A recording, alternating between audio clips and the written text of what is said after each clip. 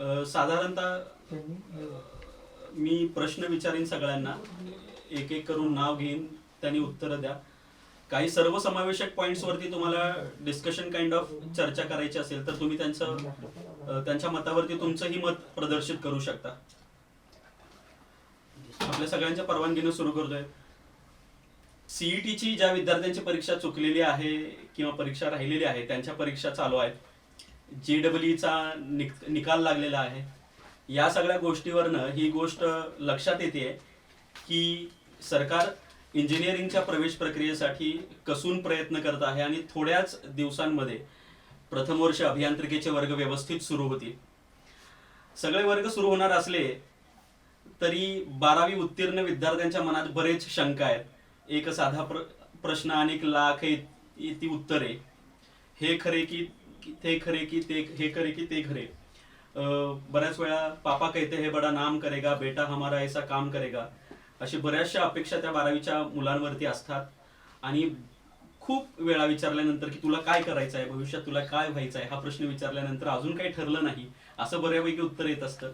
पण 12वी झाल्यानंतर मात्र त्यांच्या चेहऱ्यावरती प्रश्नचिन्ह दिसू लागतं की आता नेमकं काय करायचं आहे आणि आता सिरियस व्हायला पाहिजे. तर अशा विद्यार्थ्यांच्यासाठी, अशा पालकांच्यासाठी KIT कॉलेज ऑफ इंजिनिअरिंग स्वायत्त महाविद्यालय कोल्हापूर दरवर्षी हा कार्यक्रम करत असतं.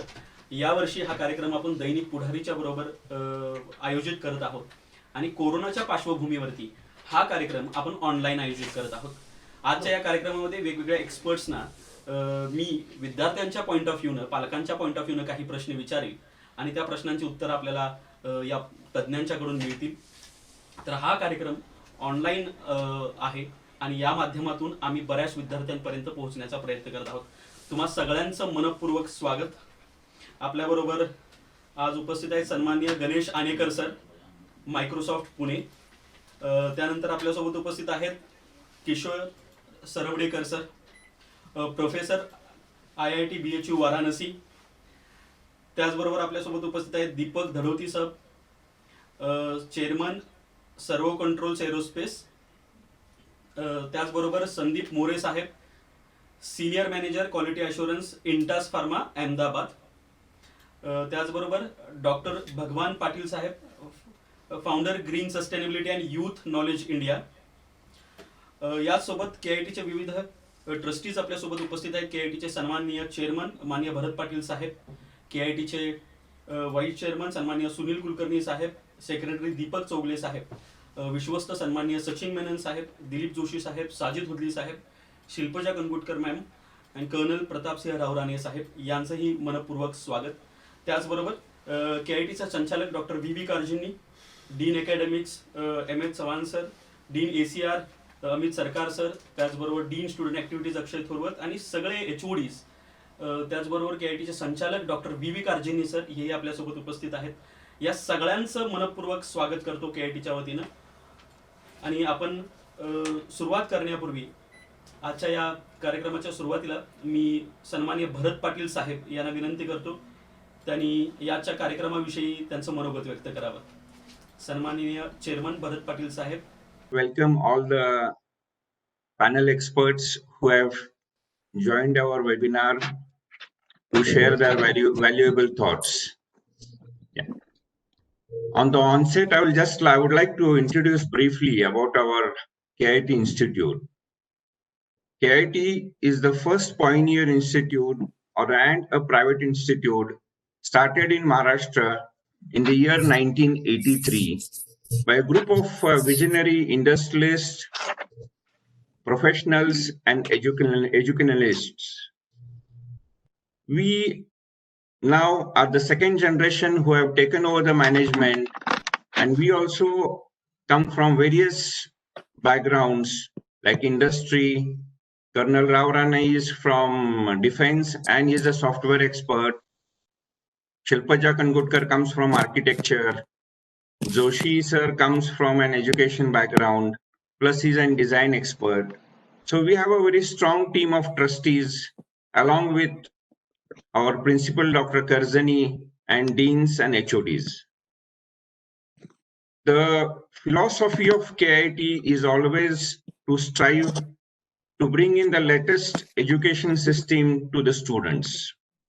With this vision, we got autonomy in the year 1718, and from then we have been introducing various new education systems like PBL system, then WAP PBL, and now we are in the process of introducing different variety of courses, which Dean Academics, Mr. Chavan, will note or give information shortly.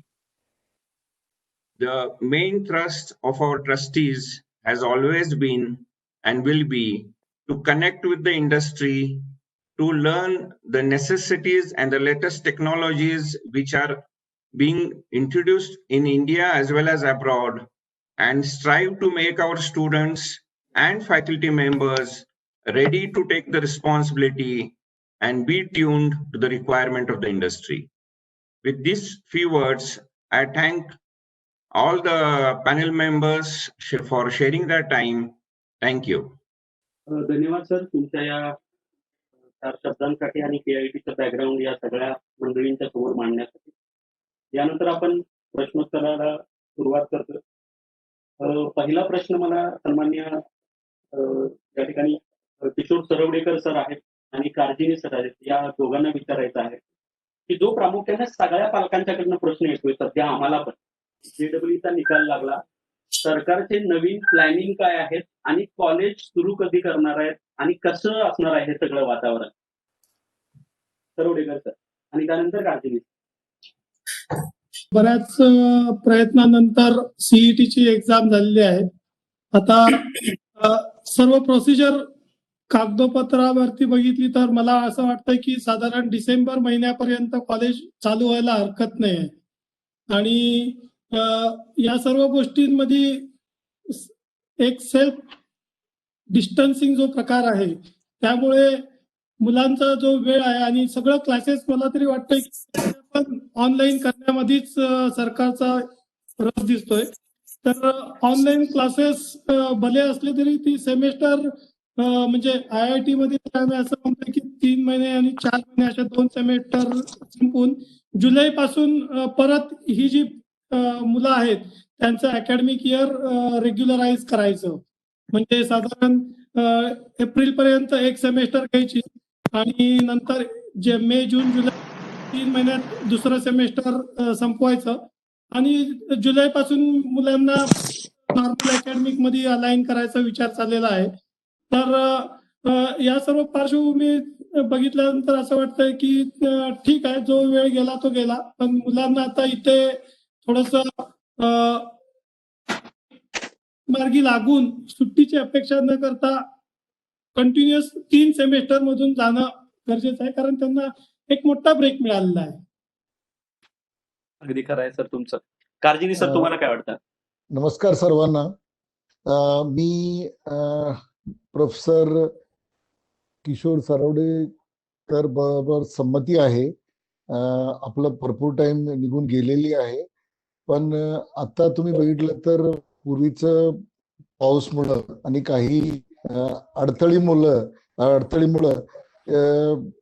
MHT CETनी ज्या मुलं सहभाग घेतली नाही त्या मुलासाठी एक संधी दिलेली आहे. त्यांनी रजिस्ट्रेशन करून घेतलेली आहे. मग तो संख्या एक 15 ते 20% आहे. आपलं कॉलेजचं उदाहरण घेतलं तर 800 मध्ये 666 मुलं बसू शकले, उरलेली मुलं बसू शकले नाही, म्हणून त्यांनी एक परत संधी दिली. त्या संधीमुळं कदाचित ते 1-2-3 दिवसात त्यांचे ते शेड्यूल 1 दिवसाचं असतील. तो झाल्यानंतर मेरिट लिस्ट जाहीर होतील सगळ्या मुलांचं आणि ऍडमिशन प्रोसेस सुरू होतील. पण काही करून त्यांनी युद्ध पातळीवर हे प्रोसेस संपवून माझ्या मते जसं सरवडेकर म्हणतात तसं डिसेंबर पहिल्यापासून आपलं फर्स्ट इयरचं सत्र सुरू होईल असं आशा आहे. आणि त्या पद्धतीनं सर्व पालक आणि सर्व विद्यार्थी तयारी ठेवायला लागणार आहे. प्रमोद पाटील. ओके, धन्यवाद सर. पुढचा प्रश्न सगळे जे 5 एक्सपर्ट्स आहेत आपल्याकडे त्या सगळ्यांना आहे. प्रश्न असा आहे की असं म्हणतात की कुठलीही मोठी गोष्ट झाली की त्याच्यानंतर क्रांती येत असते. आता ह्या कोरोना नंतर जी परिस्थिती निर्माण झाली आहे, या सगळ्या परिस्थितीत अभियांत्रिकीच्या क्षेत्रात कशा संधी आहेत आणि कशी परिस्थिती आहेत, आपण सुरुवात करूया दीपक धडोती सरांच्या पासून. तर हा तुम्ही या गोष्टीकडे कसं बघता? Yeah. Can you hear my voice? Hello. Yes, Deepak, Yes, sir. proceed. Yeah. So आता हे जे आपल्याकडे क्रायसिस आहे ह्याची एक मोठी बाजू, दुसरी बाजू आता कसं एक क्रांतीच्या दृष्टिकोनातून बघेल तर इंडस्ट्री 4 म्हणजे जे काय 4th रेव्होल्यूशन इंडस्ट्रीची आहे त्याची जी फाउंडेशन आहे ती कम्युनिकेशन वर. तर जे इंटरनेट हेच आता आपल्याला कनेक्टिव्हिटीच्या माध्यमातून इंडस्ट्रीमध्ये कुठंही बसून वर्ल्ड इज फ्लॅट जे म्हणतात, कुठंही बसून काहीही मी काम करू शकतो. आता ऑफिसलाच यायला पाहिजे असं काही नाही आहे. एक इंजिनियर आपल्या शेतात पण बसून तो डिझाईन करून आपल्या ऑफिसला पाठवू शकतो. आणि हे करोनाच्या काळामध्ये 1-4 महिन्यात आपल्याला त्याची म्हणजे प्रॅक्टिकल एक्सपेरिमेंटेशन झालेली आहे.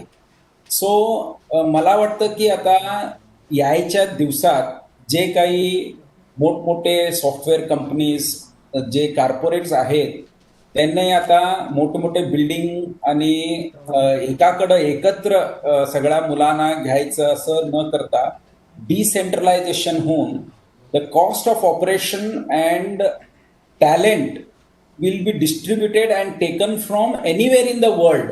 आता एक सिंपल उदाहरण द्यायचं म्हणजे आता जे काही आम्ही कॉन्फरन्स कॉलसाठी सकाळी ऑफिसला येणार जपान बरोबर हे करायला किंवा जर्मनी बरोबर, अमेरिकेबरोबर, आता काय करतो की आपण आपल्या घरात बसूनच इंटरनेटनं कॉन्फरन्स कॉल करून सगळे जगामधले सगळे रिस्पेक्टिव्ह स्टेक होल्डर्स येऊन हे करू. आणि मॅन्युफॅक्चरिंगमध्ये सुद्धा त्याची फार मोठी आता क्रांती होणार आहे. डिस्ट्रक्टिव्ह मॅन्युफॅक्चरिंग म्हणजे ॲडिटिव्ह मॅन्युफॅक्चरिंग म्हणा किंवा CNC विथ इंडस्ट्री 4 ऑलरेडी आता फार मोठ्या प्रमाणात चालू आहे.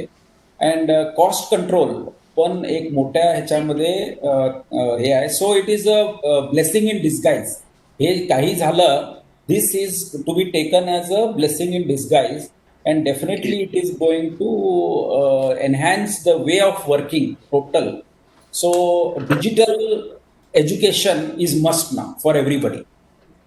ओके, धन्यवाद सर. ब्लेसिंग इन डिस्गाईज आणि डिजिटल एक्झिक्युशन अतिशय 2 छान कन्सेप्ट तुम्ही मांडलेले आहेत. यानंतर मी विचारू इच्छितो सन्माननीय आनेकर सरांना, जे मायक्रोसॉफ्ट साठी काम करतात. पोस्ट कोरोना तुम्ही इंजिनिअरिंगच्या संधी आणि अवस्था कशा बघता तुम्ही या गोष्टीकडे सर? थँक्यू. मला ऑपॉर्च्युनिटी दिल्याबद्दल सर्वांचं धन्यवाद. सो बेसिकली आपण इंडस्ट्रीमध्ये बघितलं, जसं दीपक सरांनी सांगितलं की ऑपॉर्च्युनिटी म्हणून बघितली पाहिजे आणि विद्यार्थ्यांनी आपण कसं रेडी होईल, how you get prepared to be ready to get in to the company, right? Any IT company or any manufacturing or any vertical that you take or industry that you take. Everybody, as you see, the usage of internet is going to increase. आणि त्याच्यामुळे काय होणार आहे की लोकांना connectivity जी होती, जे ऑफिसमध्ये जाऊन काम करायच्या गोष्टी होत्या, त्या चेंज होणार आहेत. आणि वर्क फ्रॉम होम जिथं आहेत तिथं बसून तुम्ही काम करू शकताय. अशा टाईपचं वर्क शेड्यूल येईल आणि सगळ्या इंडस्ट्रीज कुठलीही तुम्ही घ्या, बँक असू दे, मॅन्युफॅक्चरिंग कंपनी असू दे, फार्मास्युटिकल कंपनी असू दे, सगळ्या कंपनींचे ट्रेंड्स तिकडे जात आहेत. आता याच्यामध्ये फायदे काय, तर कंपन्यांना याचा फायदा होतो की इन्फ्रास्ट्रक्चर कॉस्ट सेव्ह केली जाते, ऑपरेशनल कॉस्ट सेव्ह केली जाते आणि तोच मग काही बेनिफिटच्या नावाने एम्प्लॉईना ते देऊ शकतात. मेडिकल बेनिफिट्स असतील किंवा कंपनीचे हे असतील. पण एक विद्यार्थी म्हणून काय करायला पाहिजे की बेसिकली जे इंडस्ट्री कशी ऑपरेट होते या गोष्टीचं ज्ञान त्यांनी घेतलं पाहिजे. त्याच्यासाठी लागणारा स्किलसेट त्यांनी डेव्हलप केला पाहिजे. आणि नुसतंच जे आपण कॉलेजमध्ये शिकतो ते इट्स नॉट गुड इनफ, म्हणजे तेवढंच हे नाही आहे, पुरेसं नाही आहे. तर विद्यार्थ्यांनी आपले स्किल्स डेव्हलप करण्यासाठी प्रयत्न केले पाहिजेत. मग ते कम्युनिकेशन स्किल असेल, इंडस्ट्री नॉलेज असेल किंवा त्यांचं सब्जेक्ट मॅटर एक्सपर्टीज असेल, कुठल्याही फील्डमध्ये असेल, सिव्हिल इंजिनिअरिंग असेल, इलेक्ट्रिकल असेल, कम्प्युटर सायन्स असेल, सॉफ्टवेअर असेल, तर याच्यामध्ये काय स्किल्स लागतात, डिमांड काय असतो, एखादा जॉब तुम्ही अप्लाय करताय किंवा एखादी स्वतःची कंपनी सुरू करताय, मार्केट रिसर्च कसा करता तुम्ही आणि ते आयडेंटिफाय करून कसं टॅप करायचं ते पोटेन्शियल हे शिकलं पाहिजे. आणि त्याच्यासाठी कॉलेजनी सुद्धा काही असे स्किल डेव्हलपमेंट गोष्टी केल्या पाहिजेत. KIT करतच असेल, पण त्याच्यामध्ये थोडंसं अग्रेसिव्हली स्टेप्स घेतल्या पाहिजेत. म्हणून सॉफ्ट स्किल डेव्हलप करणं, आपण बऱ्याच गोष्टी शिकत असतो, पालकांच्याकडनं, सिनियर लोकांच्याकडनं फॉलो करत असतो, त्यांच्याकडून नॉलेज घेत असतो आणि ते आपण पुढं डेव्हलप करत असतो. त्याच पद्धतीनं इंडस्ट्रीमध्ये हे कोरोनामुळं आणि पॅन्डेमिकमुळे जी सिच्युएशन झाली त्याचं चांगलं ॲडव्हान्टेज घेतलं पाहिजे. आणि मुलांनी फोकस केलं आणि स्वतःचं स्किल डेव्हलप केलं तर ऑब्व्हियसली त्यांना जे पाहिजे ते मिळेल. मोस्टली मी असं बघितलं की इंजिनिअरिंग मुलं एकदा त्यांचे एज्युकेशन कम्प्लीट झालं की त्यांना हाय सॅलरी जॉब्स पाहिजेत. पण काही एक्झाम्पल असे आहेत की तुम्ही start with simple thing, right, स्वतः तुम्ही प्रयत्न करा. पण मला असं वाटतं जर तुमच्याकडे स्किल असेल, knowledge has the power, right. So if you have that knowledge, if you acquire that expertise, obviously तुमचं नाव त्या कॅन्डिडेट सिलेक्शन मध्ये असू देत किंवा तुमचं प्रोफाईल ज्यावेळी तुम्ही अप्लाय करताय त्याच्यामध्ये असू दे, अशा बऱ्याच गोष्टी करता येतील. पण आय थिंक आत्ताच्या ज्या प्रश्नाचं उत्तर जर द्यायचं असेल शॉर्टमध्ये, तर I think every opportunity we need to grab it. Opportunities are everywhere असं म्हणतात, म्हणजे सगळीकडे ऑपॉर्च्युनिटी आहेत. आपण फक्त बघितलं पाहिजे त्याच्याकडे आणि ग्रॅब केलं पाहिजे. काय स्किल्स लागतात त्याचा थोडा स्टडी केला पाहिजे. जसं गाई म्हशींचा बकऱ्यांचा कळप जसा एका डायरेक्शनने जातो ना, तसं न जाता थोडंसं वेगळं काय करता येईल, आपल्याकडे काय स्किल्स आणता येतील. हजारो लोक एकाच जॉबसाठी अप्लाय करतात, मग तो डिफरन्शिएटर कसा बनवता येईल हे बघितलं पाहिजे. आणि मुलांनी आपण एक डिफरन्शिएटर जर बनवला, म्हणजे ते एक्सपर्टीज डेव्हलप केलं, तर obviously they will get the job, money will follow and other things will follow, right. I think that is good enough for now. काही करण्यापेक्षा मार्केटमध्ये काय खपतं ते आपल्या शेतात पिकतं का याचा विचार करायला पाहिजे. आणि सॅलरीचा जे पालक नॉर्मली कॉलेजमध्ये पहिल्यांदा प्रश्न आले की 2 प्रश्न असतात, की पहिला म्हणजे कुठल्या ब्रँचला स्कोप आहे आणि दुसरं म्हणजे पॅकेज कितीचं मिळेल. तर याच्यावरती मला वाटतं हा मार्मिक उत्तर होतं. याच्यानंतर मी संदीप साहेबांच्याकडे जातो. संदीप जे बायोटेक्नॉलॉजी फील्डचे एक्सपर्ट म्हणून आपल्यासोबत उपस्थित आहेत, जे फार्मास्युटिकलचा क्वालिटी अश्युरन्स सिनियर मॅनेजर म्हणून काम करतायत. संदीप मोरे सर, तुम्हाला काय वाटतं तुमच्या फील्डमध्ये आणि एकूणच इंजिनिअरिंग मध्ये पोस्ट कोरोना काय सिच्युएशन आहे? जर स्पेसिफिकली मी माझ्या क्षेत्राचं जर म्हटलं, बायोटेक किंवा बायोफार्मा इंडस्ट्रीज, आमचं इसेन्शियल्स मेडिकल सर्व्हिसमध्ये हा जो फील्ड येतो, त्यामुळं आमची कंपनी किंवा माझं काम बंद नव्हतं. म्हणजे almost every day I was working. For few days I was working from home, but after that I started going to office because I have to go to office, because my field is not like a software where I can sit at home and maybe I can attend a meeting and do my work, but where I need to be at site, I need to understand the problem at site because there will be a continuous manufacturing happening. So there is a separate set of people who need to actually work at site. Matlab they cannot take advantage of work from home 100%. So specifically people like me or the other medical professional people, they definitely have to go to their workplace. Otherwise, that job cannot be done. So we need to have a strategies developed, and government, I guess government has to take it, like central government or a state government. They need to put a strategies in place according to the fields. Like certain engineering fields, you need to have a certain way and strategy to be developed, so that how we can face this particular situation and how we can still progress further and without affecting the overall work. The other opportunities what other people have told, which I'm completely agree with them, की IT असू दे किंवा software असू दे किंवा certain electronics industry असू दे, ज्यामध्ये तुम्ही virtual meetings किंवा online classes किंवा ह्यामध्ये तुम्ही त्याचा ऍडव्हान्टेज घेऊ शकता. पण माझ्या मते ह्या ज्या कोरोनामुळे जी एक मेन सेक्टर जो अफेक्ट झालाय तो सप्लाय चेन मॅनेजमेंट. तो सगळ्याच क्षेत्राला तसा हे होतो, कारण की तुमचा प्रोडक्ट बनला पण तो तुम्हाला ट्रान्सफर करता येत नाही किंवा एका ठिकाणून दुसऱ्या ठिकाणी पाठवता येत नाही. That is a major challenge. म्हणजे जो उपभोक्ता आहे त्याला ते मिळत नाही ती सर्व्हिस.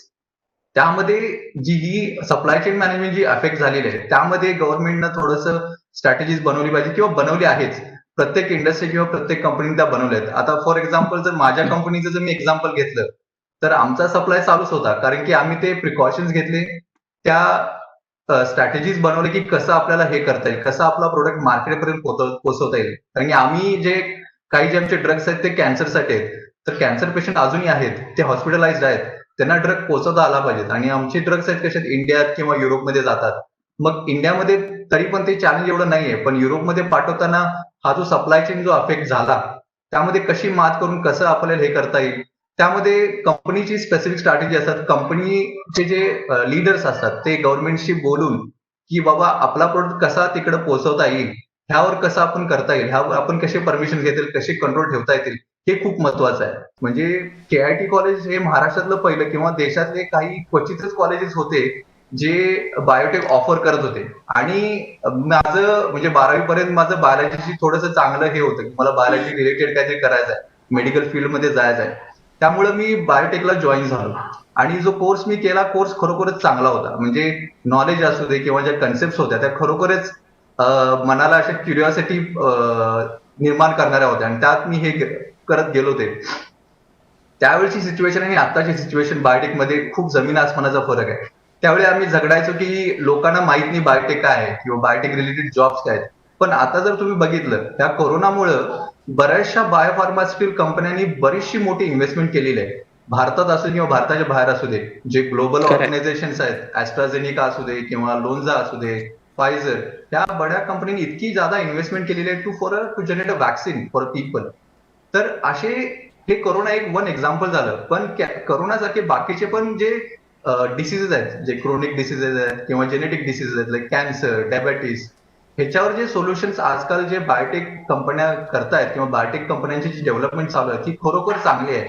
आणि मला खूप आनंद वाटतो की मी बायोटेक सिलेक्ट केलंय आणि मी बायोटेक मधून मी काम करतोय मागची 10 वर्ष. आणि मला ते चांगलं वाटतंय की KIT मध्ये पण मुलं आजकाल बरीचशी लोक बायोटेककडे जाण्याचा तो कल आहे तो चांगला आहे. किंवा अकॅडमिक्स आणि इंडस्ट्रीमध्ये जो गॅप आहे तो आपल्याला कसा भरून काढता येईल, यावर जर आपण लक्ष केंद्रित केलं तर आय गेस मला वाटतं की आपण खूप चांगली डेव्हलपमेंट करू शकतो आणि आपला चांगला एक कॅपेबल स्टुडंट मिळू शकतो फॉर अ इंडस्ट्री. ज्यांना रिसर्च मध्ये जायचं आहे, म्हणजे there are only 2 fields, like either you go to industries where you can apply your knowledge and there is a research where you can go and invent certain things or you assist in inventing certain things which can be helpful for the human being.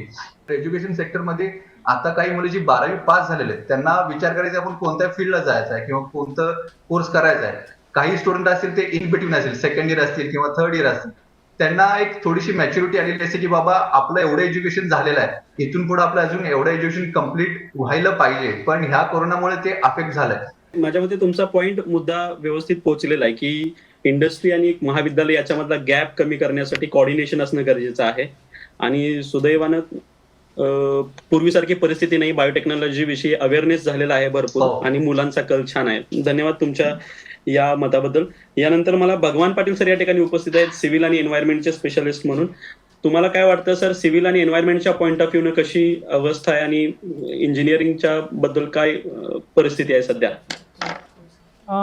Actually याच्यामध्ये particularly आपण environment and civil डिपार्टमेंटबद्दल बोलायचं झालं तर Covid नंतर मी म्हणेन की बऱ्याचशा या 2 फील्डना अपॉर्च्युनिटीज वाढलेत. कसं झालं की आता आपण कोविडमध्ये पाहिलं की मेजर प्रॉब्लेम्स कुठं आले तर जेवढ्या आपल्या हेल्थ फॅसिलिटीज होत्या त्याच्यामध्ये ऑल ओव्हर इंडिया तेवढ्या सफिशियंट हेल्थ फॅसिलिटी अवेलेबल झाल्या नाहीत. आणि मग आपण 11th आवरला त्या फॅसिलिटी डेव्हलप करायला गेलो. त्याच्यानंतर ज्या अवेलेबल केल्या त्याच्यानंतर जे त्याच्यातून काही वेस्ट जनरेशन झालं किंवा वेस्ट वॉटर जनरेशन झालं त्याच्याबद्दलच्या प्रिकॉशन्स मेजर्स आपल्याला घेता आल्या नाहीत 11th आवरमुळं. त्याच्यामुळं बऱ्यापैकी एन्व्हायरमेंटली आता आपण प्रॉब्लेम बघितले ह्या एपिडेमिक्समध्ये की जे वेस्ट जनरेशन झालं त्याचे डिस्पोजलचे इश्यू फार मोठे सगळ्यांना जाणवले. ते अतिशय भरपूर असं काम करण्यासारखं आहे. सिव्हिलवाल्यांना इन्फ्रास्ट्रक्चर डेव्हलपमेंटमध्ये भरपूर स्कोप आहे. त्याच्यानंतर एन्व्हायरमेंटवाल्यांना याचे जे वेस्ट ट्रीटमेंट फॅसिलिटीज हे वेगवेगळे प्रॉब्लेम्स आता फेस आपण केले वेस्टचे रिलेटेड्स त्याच्या संबंधी बरंचसं स्टडीज किंवा त्याच्यावरती रिसर्च किंवा प्रोजेक्ट्स करून इथून पुढे फ्युचरमध्ये जे असे काही इन्सिडेंट्स आले तर आपण त्या गोष्टीला प्रिपेअर राहू शकतो. त्याच्यानंतर मी म्हणेन अजून एक मला अगदी आवर्जून सांगावंसं वाटते की बऱ्यापैकी इथून पुढचं जॉबच्या रिलेटेड जे प्रॉब्लेम्स आहेत किंवा राहतील तर ते कसे की पूर्वी कंपनी यायच्या, प्लेसमेंट व्हायचे आणि बऱ्याचशा लोकांना जॉब्स मिळायचे. पण इथून पुढे थोडं क्रिटिकल कंडिशन्स अशा येतील की आत्ताच्या स्लोडाऊनमुळे बराचसा कालावधी निघून जाईल की कंपनी येतील आणि प्लेसमेंट्स करतील.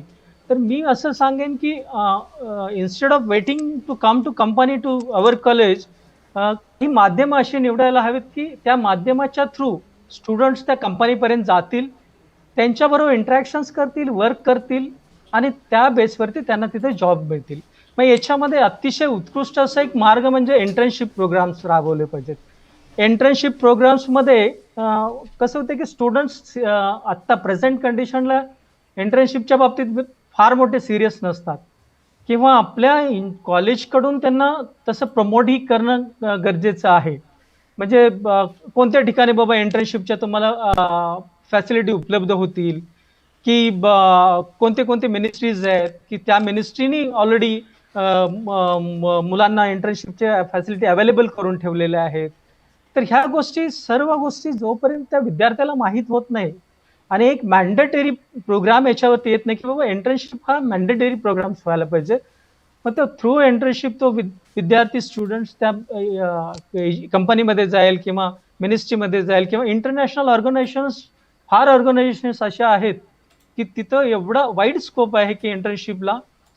नंबर ऑफ NGOs आहेत वर्ल्ड वाईड काम करणाऱ्या, त्या एव्हरी 6 मंथ त्यांच्या इंटर्नशिप प्रोग्राम्स असतात. तिथं जाऊन त्यांनी इंटरॅक्शन्स वाढलं तर बऱ्याचशा गोष्टी, not only job but they will gate additional knowledge from the different areas. तर पर्टिक्युलरली मी म्हणेन की इंटर्नशिप आता आपले UGCचे आहेत, AICT नाही केलेले आहेत, DSCचे आहेत. तसेच इंटरनॅशनल लेवलला तुम्ही गेला तर वर्ल्ड बँक आहे, युनिसेफ आहे, एशियन डेव्हलपमेंट बँक आहेत, वर्ल्ड हेल्थ ऑर्गनायझेशन आहेत आणि नंबर ऑफ NGOs आहेत.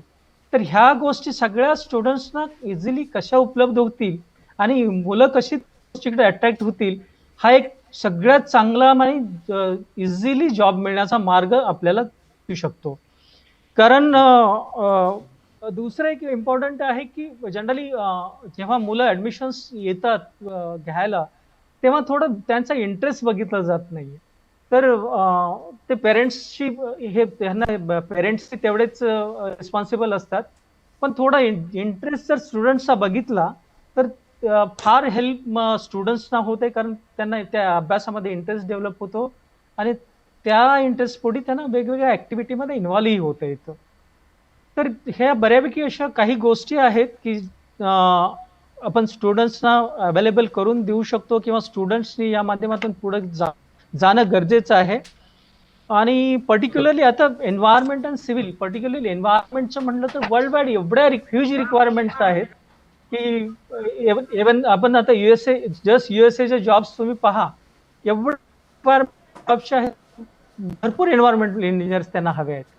तर या दृष्टीनं सुद्धा की बाबा तिथंपर्यंत अप्रोच कसा करता येईल किंवा त्या कंपनींना किंवा गव्हर्नमेंट अथॉरिटीजना कसं अप्रोच करता येईल याच्या गोष्टी उपलब्ध करून स्टुडंट्सना जर कॉलेजच्या माध्यमातून दिल्या तर फार हेल्पफुल होईल कॉलेजला. Thanks Pramod for giving me the time and giving me the opportunity to talk with all you people. It's our pleasure, sir. Sarvadekar sir. आतापर्यंत आपण म्हणतो की डिजिटल रिव्हॉल्युशन झालं, पण मी म्हणेल आता इथून पुढे जे काही ऑटोमेशन किंवा डिजिटल रिव्हॉल्युशन होतं ते स्मार्ट डिजिटल रिव्हॉल्युशन कडे चाललंय. बघितलं तर सगळ्यांकडे आता स्मार्टफोन चालले आहेत, सगळ्यांना ऍप डेव्हलपमेंट कशी करता येते याची माहिती झालेली आहे. खास करून आता बघितलं तर आपण या पॅन्डेमिकच्या काळामध्ये मेन प्रॉब्लेम होता एलिव्हेटर्सला टच कसा करायचा. एलिव्हेटरचे बटन्स आपण टच करायचे नाही तर लगेच लोकांनी त्याचं सोल्युशन, स्मार्ट सोल्युशन आणलं. मोबाईलमध्ये तुम्हाला तुमचा एलिव्हेटरचा टच पॅनल दिला, तुम्ही तुमच्या मोबाईलवरून तुमच्या फ्लोअरला जाऊ शकता. तर अशी सोल्युशन्स ही असे ज्यावेळी संघर्ष निर्माण होतात त्यातूनच निघतात. आणि बघायला गेलं तर आजपर्यंत आपण बऱ्याचशा मेडिकल फॅसिलिटीज, मेडिकल इक्विपमेंटसाठी डिपेंडंट होतो. आता जिथं इम्पोर्टलाच मग प्रश्न लागला त्यावेळी लक्षात आलं की अरे व्हेंटिलेटर आपण का बनवत नाही, याच्यासाठी रिस्पॉन्सिबिलिटी कोण आहे, हे बनवण्याजोगी कोण लोक आहेत, कोणत्या इंडस्ट्रीज हे करू शकतात, त्यांना प्राधान्य देऊन त्यांच्याकडून व्हेंटिलेटर बनवता येऊ शकतं का, सबसिडी देऊन त्यांच्याकडून काही डेव्हलपमेंट करता येते का. तर ही जी चॅलेंजेस होती आजपर्यंत आपण कधी याच्यावरती विचारच केला नव्हता. तर अशी चॅलेंजेस ज्यावेळी निदर्शनात येतात त्यावेळेस एक मोठी रिसर्च इन्स्टिट्यूट किंवा मोठ्या इंडस्ट्रीज यामध्ये लक्ष घालून हा जो पैसा बाहेर चाललाय तो पैसा भारतामध्ये जिरवण्याचा प्रयत्न करतात आणि याच्यासाठीच smart solution, smart ideas develop करता येतात. तर आता बघितलं तर माझ्या मते आता जर रिअल इस्टेट कोण असेल तर data is a real estate. ज्याच्याकडे डेटा आहे तो मालक आहे. तुम्ही आता बघितलं असाल की जे काही ट्रेंड्स आले होते, ज्या काही फिगर्स आल्या होत्या, आपण लगेच आरोग्य सेतू ॲप डेव्हलप केलं होतं. त्यावरून आपल्याला कळत होते की प्रॉक्झिमिटी माझ्या किती लोक आहेत आणि मला किती प्रिकॉशन घेतली पाहिजे. तर हा जो डेटा आहे बघायला गेलं तर कोणताही ऑटोमेशन, मशीन लर्निंग चा अल्गोरिदम ज्यावेळी आपण डेव्हलप करतो त्यावेळी डेटा हवा असतो. म्हणजे साधारण काय असलं की काय व्हायला पाहिजे, काय ऍक्शन घेतली पाहिजे, कसं झालं की कसं अल्गोरिदम डेव्हलप करायचे. तर त्यासाठी ट्रेनिंग करायला खूप डेटा लागतो आणि आपण काय करतोय तर डेटा हा सर्व डेटा बाहेर जातो. तो भले गुगल थ्रू असेल किंवा दुसऱ्या सर्व्हर्स असतील त्यांच्याकडून असेल. पण आता तसं त्याच्या विरोधात भारताने मोहीम काय राबवायचा प्रयत्न केला तर हा डेटा कसा काय प्रोटेक्ट करता येईल, ह्या डेटावरती लोकांना आपण कसं स्वतःच्या टेक्नॉलॉजीज डेव्हलप करून त्यावरती अर्निंग करता येईल. कारण एकदा मशीन तुमचं लर्निंग झालेलं असलं की तोच मशीन तुम्हाला बाहेर भारतात इम्पोर्ट करावा लागतो. तर हा डेटा इथं प्रोटेक्ट करून या डेटावरती काम करून डेटा अनालाइज करून तुम्ही कसे नवीन इनोव्हेटिव्ह सोल्युशन्स मार्केटमध्ये आणू शकता. त्यामध्ये खूप मोठा अजून गॅप आहे आणि तो गॅप बदलून काढायला आता आपल्याला लागलं पाहिजे. कारण आपल्याकडे सॉफ्टवेअरचं मॅनपॉवरची काही कमी नाही आपल्याकडे आहे. पण तो ब्रेन काय होतो, ड्रेन होतो. ब्रेन सगळा जो फॉरेन कंपनीज मध्ये जातो कारण त्यांना प्रत्येकाला वाटत असतं की मला पॅकेज पाहिजे. पण पॅकेजची गरज नसते. ज्यावेळी तुमच्याकडे एक स्मार्ट आयडिया असते, तुम्ही ती आयडिया राबवून ती लोकांपर्यंत पोहोचण्याचा प्रयत्न केला तर फार काही होऊ शकतं. साधारण आतापर्यंत जर बघितलं तर सॅनिटायझर कधी आपण कॉलेजेसमध्ये किंवा रिसर्च इन्स्टिट्यूट्सनी प्रोडक्शन केलं ह्याचं उदाहरणच बघितलं नव्हतं. ॲज पर WHO गाईडलाईन्स तुम्हाला काय लागतं की प्रपोर्शनमध्ये तेवढी केमिकल तयार करून. मग यासाठीच तर आता आपण नवीन स्लोगन काढले की आत्मनिर्भर भारत. आत्मनिर्भरता बनवायची असेल तर आपल्याला अशी चॅलेंजेस वेळोवेळी येणं महत्वाचं आहे. आपण बघितलं की प्रत्येक वेळी आपण क्लासरूम लर्निंग किंवा ऑफिसमध्ये जाऊनच काम ऑफिसचं होतं असा विचार करत होतो. आज तो पॅन्डेमिक तो काय आपला मानसिक भ्रम होता तो तोडून काढला. तुम्ही घरी बसून पण पाहिजे ते कोचिंग करू शकता, तुम्ही घरी बसून पण ऑफिसची कामं करू शकता. हा, यामध्ये काही रिस्ट्रिक्शन्स आहेत. काही ठिकाणी पर्सनल टच किंवा काही ठिकाणी ह्युमन इंटरव्हेन्शनही लागतं, त्याबद्दल दुमत नाही. पण बरीचशी कामं जी अशी आहेत जे आपण आजपर्यंत विचारच केला नव्हता की आपण असं पण करू शकतो. याचा विचार करता मला वाटतं की आपल्याला भरपूर ओपनिंग आणि भरपूर चॅलेंजेस कळलेले आहेत आणि एकदा चॅलेंज कळलं की आपण त्याच्या सोल्युशन मागे लागतो आणि भरपूर वाव आहे बघायला. माझ्या मते तुम्हाला हेच म्हणायचं की एक चॅलेंज हे आपल्याला ते चॅलेंजच्या स्वरूपात अपॉर्च्युनिटी घेऊन आलेलं असतं. धन्यवाद तुमच्या ह्या मताबद्दल. पाचही एक्सपर्ट्स आहेत, त्या पाचही एक्सपर्ट्सना मी एक थेट आणि स्पष्ट प्रश्न विचारणार आहे थोड्या वेळात, 5 मिनिटात. प्रश्न असा आहे की नवीन मुलानं जर तुमच्या ब्रँचमध्ये mechanical production for example Dhadoti sir आहेत, तुम्ही आहात इलेक्ट्रॉनिक्स अँड टेलिकम्युनिकेशन कडून, तर आता करंट ट्रेंड्स काय आहेत आणि त्यांना जॉब्स काय मिळणार आहेत, हा प्रश्न मी तुमच्याकडे घेऊन येणार आहे. तत्पूर्वी मगाशी आनेकर सर, भगवान पाटील सर मला म्हणाले, डिस्कशन मध्ये माफ करा, म्हणाले की कॉलेज आणि इंडस्ट्रीचा कनेक्ट असला पाहिजे, मुलांना ऍक्च्युअली इंडस्ट्रीचं नॉलेज असलं पाहिजे. आपल्यासोबत केआयटीचे डीन अमित सरकार सर आहेत, dean alumnus and corporate relations. Amit Sarkar sir, ऐकू शकताय आम्हाला? Yes sir. तुम्ही सांगा की काय एका इन्स्टिट्यूटने इनिशिएटिव्ह असायला पाहिजे आणि तुम्ही स्वतः काय करता मुलांना इंडस्ट्रीशी कनेक्ट ठेवण्यासाठी? आपलं जे इन्स्टिट्यूट आहे एकदम युनिक इन्स्टिट्यूट आहे, कारण तिथे जे आपले मॅनेजमेंट आहे सगळे एज्युकेशनिस्ट आणि इंडस्ट्रियलिस्ट आहे, ते एकदम युनिक आहे. त्याच्यामुळे आमची जी पॉलिसी आहे आणि स्ट्रॅटेजी आहे ते एकदम स्ट्रॅटेजी पण युनिक आहे. आम्ही हे वर्षी काय केले, कंपनीला अट्रॅक्ट करायसाठी आणि कारण आमचे मोटो आहे इंडस्ट्री रेडी इंजिनियर, त्याच्यासाठी आम्ही लॉकडाऊन पिरियडमध्ये टेक्नो लिडरशिप टॉक चालू केले. टेक्नो लिडरशिप टॉक तिथे कंपनीची जी व्हाईस प्रेसिडेंट आहे किंवा जनरल मॅनेजर आहे, अशी आम्ही मर्सिडीज बेंचची जनरल मॅनेजर किंवा टेक महिंद्राची, ह्याच्यानंतर रिलायन्स जिओची, परवा आपले अडानी ग्रुपची जॉईंट प्रेसिडेंट, अशी आम्ही आनेकर सरांनी पण त्याचे म्हणजे त्याच्यामध्ये सहभागी घेतले होते आणि ते एकदम छान प्रकार सगळ्यांनी इनपुट दिलेले मुलांना की इंडस्ट्रीला आता काय रिक्वायरमेंट आहे, सध्या काय रिक्वायरमेंट आहे आणि कशी तुम्ही तयारी करायला पाहिजे. ह्याच्यामध्ये फक्त फायनल इयर नव्हे, सेकंड इयर आणि थर्ड इयरची पण मुलं आणि ह्याच्याबरोबर आपले फॅकल्टी पण होते आणि सगळे एकदम होल हार्टेडली पार्टिसिपेट केले आणि त्याच्यामुळे त्याच्यासाठी आपले डायरेक्टर साहेबांनी एकदम पूर्ण सहकार्य केले आणि सपोर्ट फ्रॉम मॅनेजमेंट. ह्याच्यानंतर आम्ही एल्युमिनी टॉक प्रत्येक महिन्याला प्रत्येक डिपार्टमेंट मिनिमम 2 एल्युमिनी टॉक आम्ही ठेवले होते आणि ह्याच्या अगोदर प्रत्येक डिपार्टमेंटने आपला प्लॅन सबमिट केले होते आम्हाला की एल्युमिनी टॉक म्हणजे एल्युमिनी जे आपले 37 इयर्स ग्लोरी आहे आपले आणि वास्ट एल्युमिनी आपले आहे कॉलेजचे आणि आपले एल्युमिनी मोठे ठिकाणी कामाला आहे आणि ह्याच्या काय होते त्यांची जे एक्सपिरियन्स आहे आणि कुठे कुठे रिक्वायरमेंट आहे आणि ह्याच्यासाठी काय करायला लागते, जे गॅप अनालिसिस आहे तिथे पण आम्ही काम करतोय आणि ते पगार आम्ही इनपुट घेतोय एल्युमिनी करून आणि इंटर्नशिप, प्लेसमेंट किंवा कुठे काय रिक्वायरमेंट असेल ते एल्युमिनी करून आम्हाला मिळते आणि तो प्रमाणे आम्ही करतोय. आता ह्याच्यानंतर तिसरा भाग आहे जे आपले मॅनेजमेंट आणि डायरेक्टर साहेबांनी हे केले, इंडस्ट्री ऍडवायझरी पॅनल. एक युनिक पॅनल आहे जे बाकी कुठले कॉलेजला किंवा तुम्ही दिसणार नाही तशी पॅनल.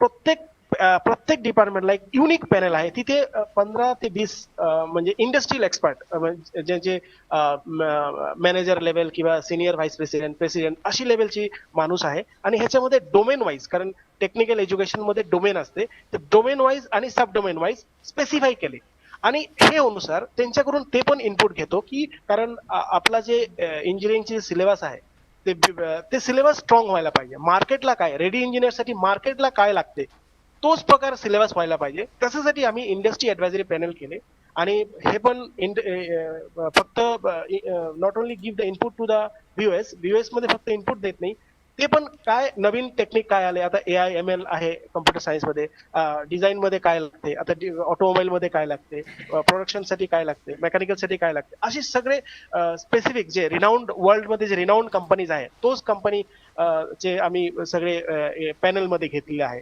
त्यांची इनपुट घेऊन आमची सिलेबस रेडी इंजिनियर साठी आम्ही स्ट्रॉंग करतोय. आता आम्ही I am very happy to share with you that आपल्याकडे TCA, कॅपजेमिनी ते सगळे कंपनी येते आपल्याकडे आणि आता आमचे काय टार्गेट आहे, जे रिनाऊंड कंपनी जशी अॅटलास कोपो पण येते आपल्याकडे, याच्यानंतर मर्सिडीज पण बेंच पण येते. आता internship because we are autonomous आणि ऑटोनॉमस मध्ये एक पद्धत आहे की 6 महिना कमीत कमी 3 ते 6 महिना इंटर्नशिप व्हायला पाहिजे आणि हे सेकंड सेमिस्टरला जे फायनल इयर मध्ये मुलं असणार आहे त्याची सेकंड सेमिस्टरला होणार आहे.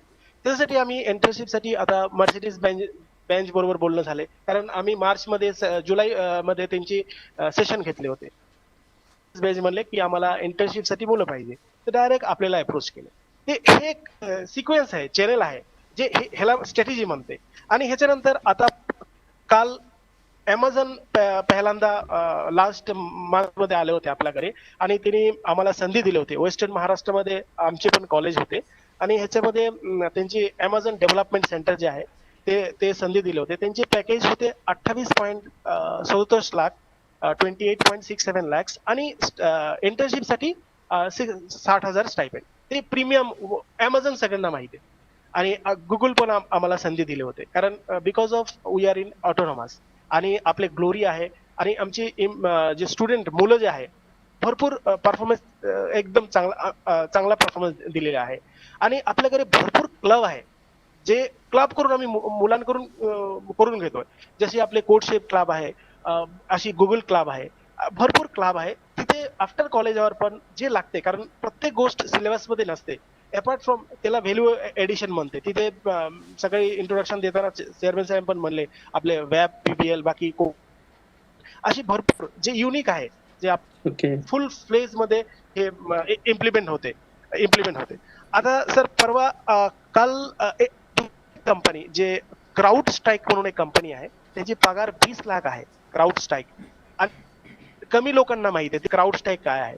ते कंपनी तिने आम्ही पण अप्रोच केले, तिने पण आपल्याला होय म्हणले कारण आपले जे सगळे बघून आपल्याकडे त्यांना जे लागते ते आपल्याकडे सगळे आहे. रेडी इंजिनियर व्हायसाठी जे आपण करतोय त्यांना पण सेम अपेक्षा आहे कारण आम्ही अगोदर हे करत असतोय. आणि हे वर्षी सर एक मिनिट घेतो मी. मर्सिडीज बेंच आणि पेपेल जस्ट पे एटलास तरी पण दिले आणि भरपूर कंपनी बरोबर आपले एमओयू पण आहे. त्याच्यामध्ये केटीआयटी कमेन्स आहे, आता पारी बरोबर ओपन सिली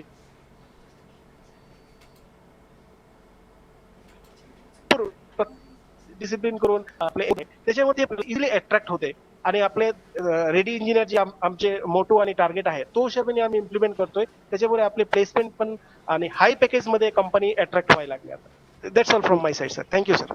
थँक्यू सर तुमच्या या माहितीबद्दल आणि तुमच्या बोलण्यातून त्या कंपन्या खेचून विद्यार्थ्यांच्यासाठी आणणं आणि त्याच्यासाठी प्रयत्न करणं याची तिडीक दिसून येत होती.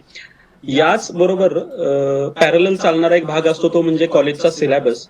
केआयटी कॉलेज ऑफ इंजिनिअरिंग स्वायत्त महाविद्यालयाचे डीन अकॅडमिक सन्माननीय एम एस चव्हाण सर या ठिकाणी आहेत. चव्हाण सर, पीबीएल आणि इंटर्नशिपचा मगाशी विषय चालला होता. आपला अभ्यासक्रम त्याला कसा कोपअप करतोय आणि आपल्याकडे कशा फॅसिलिटी आहेत अभ्यासक्रमाच्या माध्यमातून? नमस्कार सर्व मान्यवरांना. मी परत एकदा ह्या कार्यक्रमामधलं केआयटीच्या वतीने स्वागत करतो. केआयटी हे साधारणतः 2017-18 स्वायत्त महाविद्यालय म्हणून उदयास आले. त्याच्या अगोदर आम्ही अफिलिएटेड शिवाजी विद्यापीठाला अफिलिएटेड होतो. शिवाजी विद्यापीठाचा जो काही करिक्युलम डिझाईन केलेला असेल तोच सिलेबस घेऊन मुलं शिकत होती. त्याच्यानंतर आमच्या ट्रस्टीजनी एक डिसिजन घेतला की ज्यामध्ये केआयटी हे स्वायत्त महाविद्यालय जर झालं तर आपणाला वेळोवेळी त्या सिलेबसमध्ये इंडस्ट्रीच्या गरजेनुसार आपल्याला करिक्युलम मध्ये बदल करता येईल. रेग्युलर मध्ये 6 महिन्यात 1 वर्षामध्ये आपल्याला सतत वेगवेगळे कोर्सेस ज्या ज्या इंडस्ट्रीची गरज आहे त्याप्रमाणे आपल्याला त्या कोर्सेस ऍड करता येईल. हा मूळ हेतू. त्याचबरोबर असेसमेंट स्ट्रॅटेजी. शिवाजी विद्यापीठाची परीक्षा पद्धती आपण जर डोळ्यासमोर घेतली तर सेमिस्टरच्या शेवटी ती परीक्षा होते आणि त्याच्यावर ते मार्क्स मिळून त्या विद्यार्थ्यांचं पर्सेंटेज ठरलं जातं.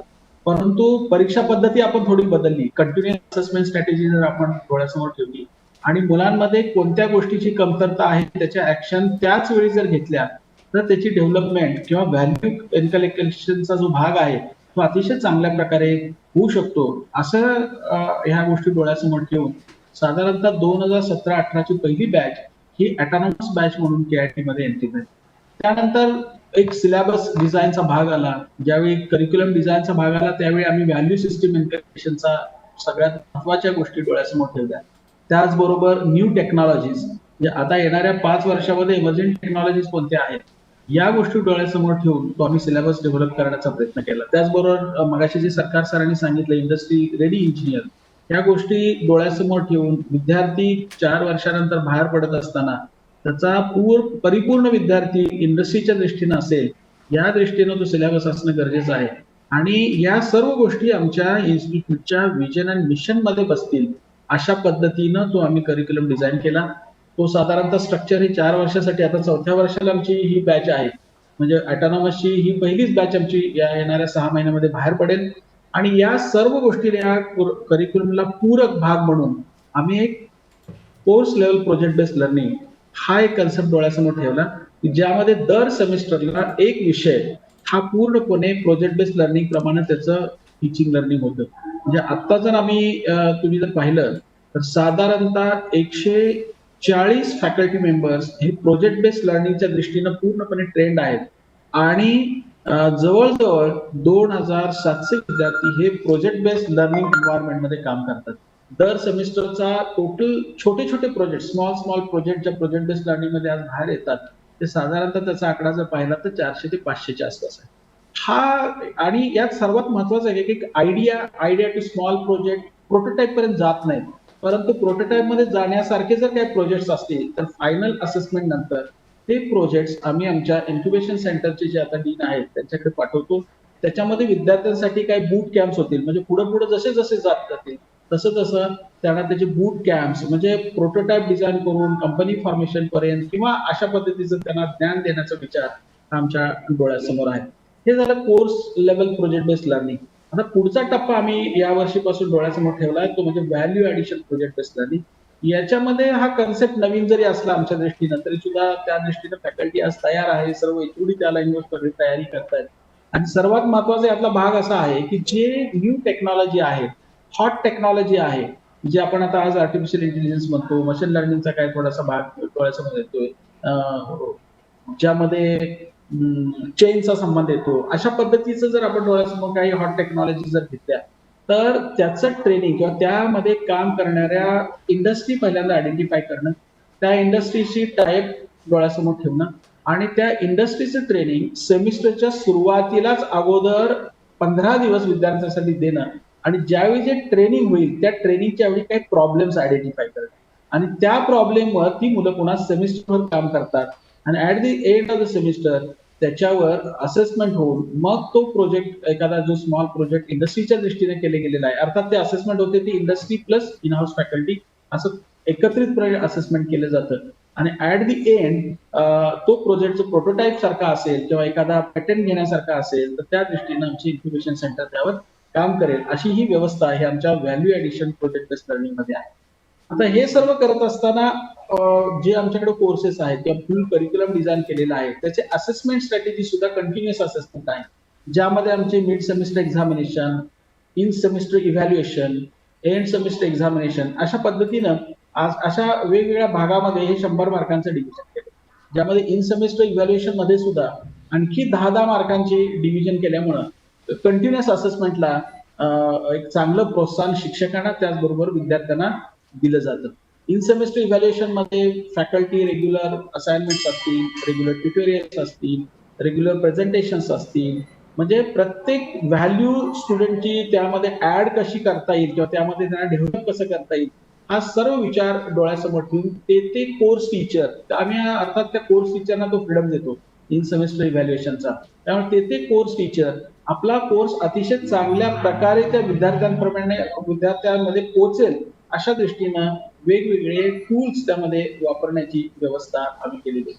त्याचबरोबर आता ऑटोनॉमस इन्स्टिट्यूट असल्यामुळं credit based choice based credit system ही पार्शियली इम्प्लिमेंट होते, कारण ह्या करिक्युलमचा आपण जर संपूर्ण अभ्यास केला तर आपल्याला एक लक्षात येईल की ज्यामध्ये ह्युमॅनिटीजचे काही सब्जेक्ट्स आहेत, त्यामध्ये प्रोफेशनल कोर सब्जेक्ट्स आहेत, प्रोफेशनल इलेक्टिव्ह आहेत, त्याचबरोबर आम्ही ओपन इलेक्टिव्ह सुद्धा त्यामध्ये ठेवलेले आहेत. ओपन इलेक्टिव्हचा कन्सेप्ट असा ठेवलाय की बाहेरच्या डिपार्टमेंटचे विद्यार्थी त्या डिपार्टमेंटचा एखादा 2 ओपन इलेक्टिव्ह 2 सेमिस्टरमध्ये जे आहेत ते घेऊ शकतात, त्याचा फायदा त्यांच्या इंटरडिसिप्लिनरी प्रोजेक्टमध्ये सुद्धा होईल अशा पद्धतीची व्यवस्था. म्हणजे एखादा बायोटेक्नॉलॉजीचा विद्यार्थी सुद्धा इलेक्ट्रॉनिक्सचा एखादा ओपन इलेक्टिव्ह घेऊन आपल्या प्रोजेक्टमध्ये त्याचा काही कॅप्स्टोन प्रोजेक्ट जो फायनल इयरला आहे त्याची व्यवस्था किंवा त्याचा फायदा कसा त्याला होईल या दृष्टीने सुद्धा तो चांगल्या प्रकारे काम करू शकतो. त्याचा अर्थ आमच्या इन्स्टिट्यूटमध्ये एक्झामिनेशन सिस्टीम जी आहे ती युनिक आहे, जी ऑनलाईन पद्धतीची आहे, ज्याच्यामध्ये ऑनस्क्रीन इव्हॅल्युएशन प्रोसेस आहे. त्यामुळे इव्हॅल्युएशन झाल्यानंतर रिझल्ट बऱ्याच वेळा शिवाजी विद्यापीठाचा आपण जर अभ्यास केला किंवा इतर विद्यापीठांचा जर अभ्यास केला तर रिझल्ट डिक्लेरेशन मध्ये बऱ्याच वेळा वेळ होतो, तो कदाचित आमच्या ह्या ऑनस्क्रीन इव्हॅल्युएशन प्रोसेस मधनं अतिशय फास्टेस्ट रिस्पॉन्स हा विद्यार्थ्यांपर्यंत पोहोचण्याची व्यवस्था त्यामध्ये आहे. आता हे करत असताना टीचर हा, शिक्षक हा एक केंद्रबिंदू किंवा टीचरचं ब्लड ऑफ द इन्स्टिट्यूट असं पूर्णपणे मॅनेजमेंटच्या डोळ्यासमोर असल्यामुळं ऍक्टिव्ह टीचिंग लर्निंग प्रोसेस त्यामध्ये इम्प्लिमेंट केली जाते. त्यामध्ये आम्ही स्पेसिफिकली मूडल, जो मूडलचा जर आमचा वापर जर बघितला, आमचे हिट्स जर बघितल्या, तर साधारणतः 3700 विद्यार्थी ऍट अ टाइम मूडलचा वापर करत असतात. त्याचबरोबर सर्व म्हणजे साधारणतः 3700 अकाउंट्स आमचे मूडलचे उपलब्ध आहेत आणि सर्व विद्यार्थी त्याचा फायदा घेत असतात. अर्थात मूडलचं एक आमचं स्ट्रक्चर आहे की ज्यामध्ये प्रत्येक कोर्स टीचरनी आपलं कोर्स मटेरियल युनिट वाईज त्याच्यावर अपलोड करणं गरजेचं आहे. त्याच्यामध्ये प्रेझेंटेशन्स असतील, त्याचबरोबर त्यामध्ये व्हिडिओ लेक्चर्स असतील, त्यामध्ये काही युट्यूबच्या लिंक्स असतील, त्यामध्ये काही रेफरन्स बुक्स असतील, त्यामध्ये मॉडेल क्वेश्चन पेपर असतील, त्यामध्ये कम्प्लीट सिलेबसमध्ये ज्या ज्या काही गोष्टी आपण डिफाईन केलेल्या आहेत त्या गोष्टी मुलांना ऑनलाईन पद्धतीने उपलब्ध करून देण्यासाठी आम्ही मूडलचा चांगल्या प्रकारे उपयोग करतो. आपण सर्वांनी मगाचपासून पॅन्डेमिक सिच्युएशन आपण जी कोविडमुळे निर्माण झाली आहे त्याच्याविषयी बराचसा उहापोह केला. तर यामध्ये सुद्धा KITच्या फॅकल्टीनी, मॅनेजमेंटनी अतिशय अग्रेसिव्ह आणि चांगली विद्यार्थी पूरक भूमिका घेऊन आम्ही ऑनलाईन टीचिंग लर्निंगच्या दृष्टीनं सिस्को वेबएक्सचा प्लॅटफॉर्म आम्ही चूज केला, ज्याच्यामध्ये आज साधारणतः सर्व विद्यार्थ्यांपर्यंत चांगल्या प्रकारे, इव्हन जम्मू अँड काश्मीरमध्ये सुद्धा 2G 3G नेटवर्क असताना 3G वर सुद्धा ही मंडळी आज इथले सर्व लेक्चर्स आणि काय असाइनमेंट्स, ट्युटोरियल्स जे फॅकल्टी देतील त्या पूर्ण करण्याच्या दृष्टीनं सर्व विद्यार्थी आता काम करतायत. आता साधारणतः मिड सेमिस्टर एक्झामिनेशन आमची संपली. 21 नोव्हेंबरला आमची ही अकॅडमिक टर्म संपते. साधारणतः प्रत्येक कोर्सचे 6 युनिट्स जवळजवळ आता पूर्ण होतील असं वाटतं येणाऱ्या 15 दिवसामध्ये आणि आम्ही पूर्णपणे चांगल्या प्रकारे ऑनलाईन पद्धतीनं का होईना पण याच्यामध्ये बऱ्याचशा हार्डल्स आहेत, अडीअडचणी आहेत, याच्यावर सर्वांवर मात करत असा प्रयत्न करत ही सेमिस्टर एक वेगळ्या पद्धतीची सेमिस्टर ऑनलाईन पद्धतीने संपवण्याचा आम्ही प्रयत्न करतोय. पुढची सेमिस्टर आमची नक्कीच 1 जानेवारीला सुरू होईल असं वाटतंय. अभिनंदन सर. तुम्ही ट्युटोरियल, NPTELचा काय भाग आहे, त्याचबरोबर बऱ्याच आणखी काही मूक सारखे कोर्सेस आहेत. ह्या सर्व कोर्सेस घेण्याच्या दृष्टीने विद्यार्थ्यांना सतत सजग केलं जातं. फॅकल्टी सुद्धा त्यामध्ये अग्रेसिव्ह असते आणि त्या पद्धतीचे कोर्सेस करतात. एक महत्वाची गोष्ट म्हणजे डेली अटेंडन्सची प्रोव्हिजन आमच्या सॉफ्टवेअरमध्ये आहे. जे विद्यार्थी रेग्युलर हजर असतात त्यांची अटेंडन्स जाणार नाही पालकांपर्यंत, पण जे हजर नाहीत, एक जरी लेक्चर बुडालं तर त्या पालकांच्या पर्यंत त्यांची अटेंडन्स पोहोचण्याची पूर्णपणे एक व्यवस्था आहे. आमच्या एक महत्वाची गोष्ट आणि आनंदाची गोष्ट आपल्याला सांगू इच्छितो की गेल्या वर्षी आम्हाला एक इरास्मसचा एक प्रोजेक्ट मिळाला, ज्यामध्ये फॅकल्टी डेव्हलप करणं, स्टुडंटना डेव्हलप करणं हा मेन हेतू त्या प्रोजेक्टमध्ये आहे. त्याचाच भाग म्हणून साधारणतः आमच्या काही फॅकल्टीच्या मोबिलिटी ह्या अरास युनिव्हर्सिटी सारख्या ठिकाणी झाल्या की ज्याच्यामध्ये बिझनेस मॉडेलिंग सारखे काही ट्रेनिंग कोर्सेस आमच्या फॅकल्टीने अटेंड केले आणि त्याचाच भाग म्हणून बूट कॅम्प्स वगैरे घेणं किंवा काय ह्या सर्व गोष्टी आमच्या इन्क्युबेशन सेंटरमध्ये आज चालू आहेत. एरास्मस प्रोजेक्टची साधारणतः 1 कोटीचा म्हणजे 1 लाख युरोज साधारणतः ही अमाऊंट आज आम्हाला KIT साठी मिळालेली आहे आणि हा प्रोजेक्ट कन्सॉर्टियम मध्ये आहे. साधारणतः 9 पार्टनर इन्स्टिट्यूट्स त्यामध्ये आहेत, ज्याच्यामध्ये युरोपियन मधले अरास युनिव्हर्सिटी आहे, ज्यामध्ये आपली युनिव्हर्सिटी ऑफ मलागा आहे, त्याचबरोबर बल्गेरियाची टेक्निकल युनिव्हर्सिटी ऑफ सोफिया आहे, पाकिस्तानच्या 2 युनिव्हर्सिटीज आहेत, थायलंडची माफालांग युनिव्हर्सिटी, चांगमाय युनिव्हर्सिटी इंडियामध्ये 2 आहेत. अशा पद्धतीनं एक एकत्रित काम करण्याची संधी आमच्या फॅकल्टीना सुद्धा मिळाली. त्यामध्ये आम्ही एक MS प्रोग्रामचा, आनंदाची गोष्ट म्हणजे एक MS प्रोग्रामचा कोर्स करिक्युलम आम्ही आज डिझाईन करतोय, ज्यामध्ये digital technologies for business transformation अशा पद्धतीचा एक MS प्रोग्राम त्यामध्ये येईल. कदाचित तो KIT मधून सुद्धा शिकवण्याची व्यवस्था होईल पुढच्या कालावधीमध्ये ज्यावेळी हा प्रोजेक्ट पूर्णतः होईल. आणि पुढचा भाग म्हणून आम्ही बीटेक ऑनर्स हे सुद्धा म्हणजे स्पेशलायझेशन आहे पर्टिक्युलर कोर्स, म्हणजे इलेक्ट्रॉनिक्स मधल्या काही स्पेशलाइज विषय जे असतील, आर्टिफिशियल इंटेलिजन्स असेल किंवा काय, याच्यामध्ये बीटेक ऑनर्सची व्यवस्था आहे. म्हणजे विद्यार्थी एक ऍडिशनल 20 क्रेडिट्स घेऊन बीटेक ऑनर्सची डिग्री सुद्धा घेऊ शकतो. बरेच पालक प्रश्न विचारतात की आमच्या मुलाला नोकरी मिळेल का? मग वेळेची मर्यादा लक्षात घेता खूप स्पेसिफिक सांगा की तुमच्या ब्रँचेसमध्ये कशा संधी आहेत आणि कुठले ट्रेंड्स आहेत सध्या. सुरुवात करूया आपण. कर्नल प्रतापसिंह रावराणे साहेब आहेत, ज्यांनी भारतीय संरक्षण क्षेत्रामध्ये, संशोधनाच्या क्षेत्रामध्ये बरंचसं योगदान दिलेलं आहे. टाटा टेक बरोबर त्यांनी काम केलेलं आहे. सर सॉफ्टवेअर टेस्टिंगसाठी काम करतात. ओव्हर टू यू राव राणे साहेब, तुम्हाला काय वाटतं की या क्षेत्रामध्ये सॉफ्टवेअर टेस्टिंग नेमकं काय आणि कशा संधी आहेत तुमच्या फील्डमध्ये? सगळ्यांना नमस्कार. खास सगळ्या एक्सपर्ट्सना त्यांचे विचार जे ते सांगितले त्याबद्दल. आता ह्या सगळ्या एक्सपर्ट्सनी जे सांगितलं त्यानुसार एक चॅलेंज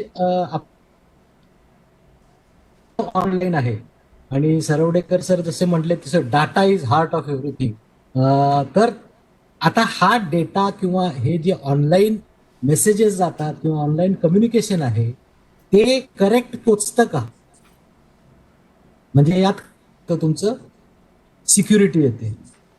मग ती सिक्युरिटी तुमची कुठलीही असू दे, तुमची असेल कम्युनिकेशन सिक्युरिटी. आता आपण कॉग्निटिव्ह मशीन्स बघतो जे आपले कोऑर्डिनेट्स किंवा आपला डेटा स्वतःच पाठवतो. आता तोच डाटा जर का चुकीचा गेला तर किती प्रॉब्लेम येईल. तर त्यासाठी सिक्युरिटी ही खूप इम्पॉर्टंट आहे आजकालच्या ह्याच्यात. ही मशीन्स कडून जाऊन दे किंवा सॉफ्टवेअर मधून जाऊन दे. तर ते एक मेजर चॅलेंज आहे सध्या इंडस्ट्रीकडे. आता त्याच्यात आता म्हटलं आपण स्वतःही दोघं बोलतो आता वेबएक्स वरून, बोलतात इन एअर बोलतील किंवा थ्रू लाईन बोलतील. तर त्यासाठी सिक्युरिटी तुमची सबस्क्रायबर एंड सिक्युरिटी काय आहे, मीडिया सिक्युरिटी काय आहे, ऍप्लिकेशन सिक्युरिटी काय आहे, आता तुमच्या IT मध्ये नेटवर्क सिक्युरिटी काय आहे, ही सगळी आपण कन्सिडर करतो प्लॅनिंगच्या वेळी की आपलं जे कम्युनिकेशन आहे ते करेक्ट पोचलं पाहिजे. आपला जो डेटा आहे तो फज न होता पोचला पाहिजे. पण हे इन्शुअर कसं करणार? प्लॅन करतो सगळं, हे सगळं आहे माझ्याकडे, हे इक्विपमेंट आहे, हे करतं, पण हू कॅन ऑथेंटिकेट दॅट? त्यासाठी सॉफ्टवेअर क्वालिटी अश्युरन्स किंवा क्वालिटी अश्युरन्स, आता संदीप क्वालिटी अश्युरन्स मध्ये काम करतो, त्याला माहिती असेल difficult it is to ensure quality. Quality म्हणजे फक्त मेकॅनिकल इलेक्ट्रॉनिक सिस्टीमचीच असत नाही, तर ती सॉफ्टवेअरची आहे. कारण काहीही तुम्ही घेतलं, तुमचा डेटा असू दे, तुमची मशीन्स असू दे, इलेक्ट्रॉनिक असू दे, that is driven by interactive media and that is application software. आणि नंतर मग ते मीडियावर कसं जातं, स्क्रॅम्बल होऊन जातं का प्लेन जातं, हे सगळं हा एक चॅलेंज आहे आता.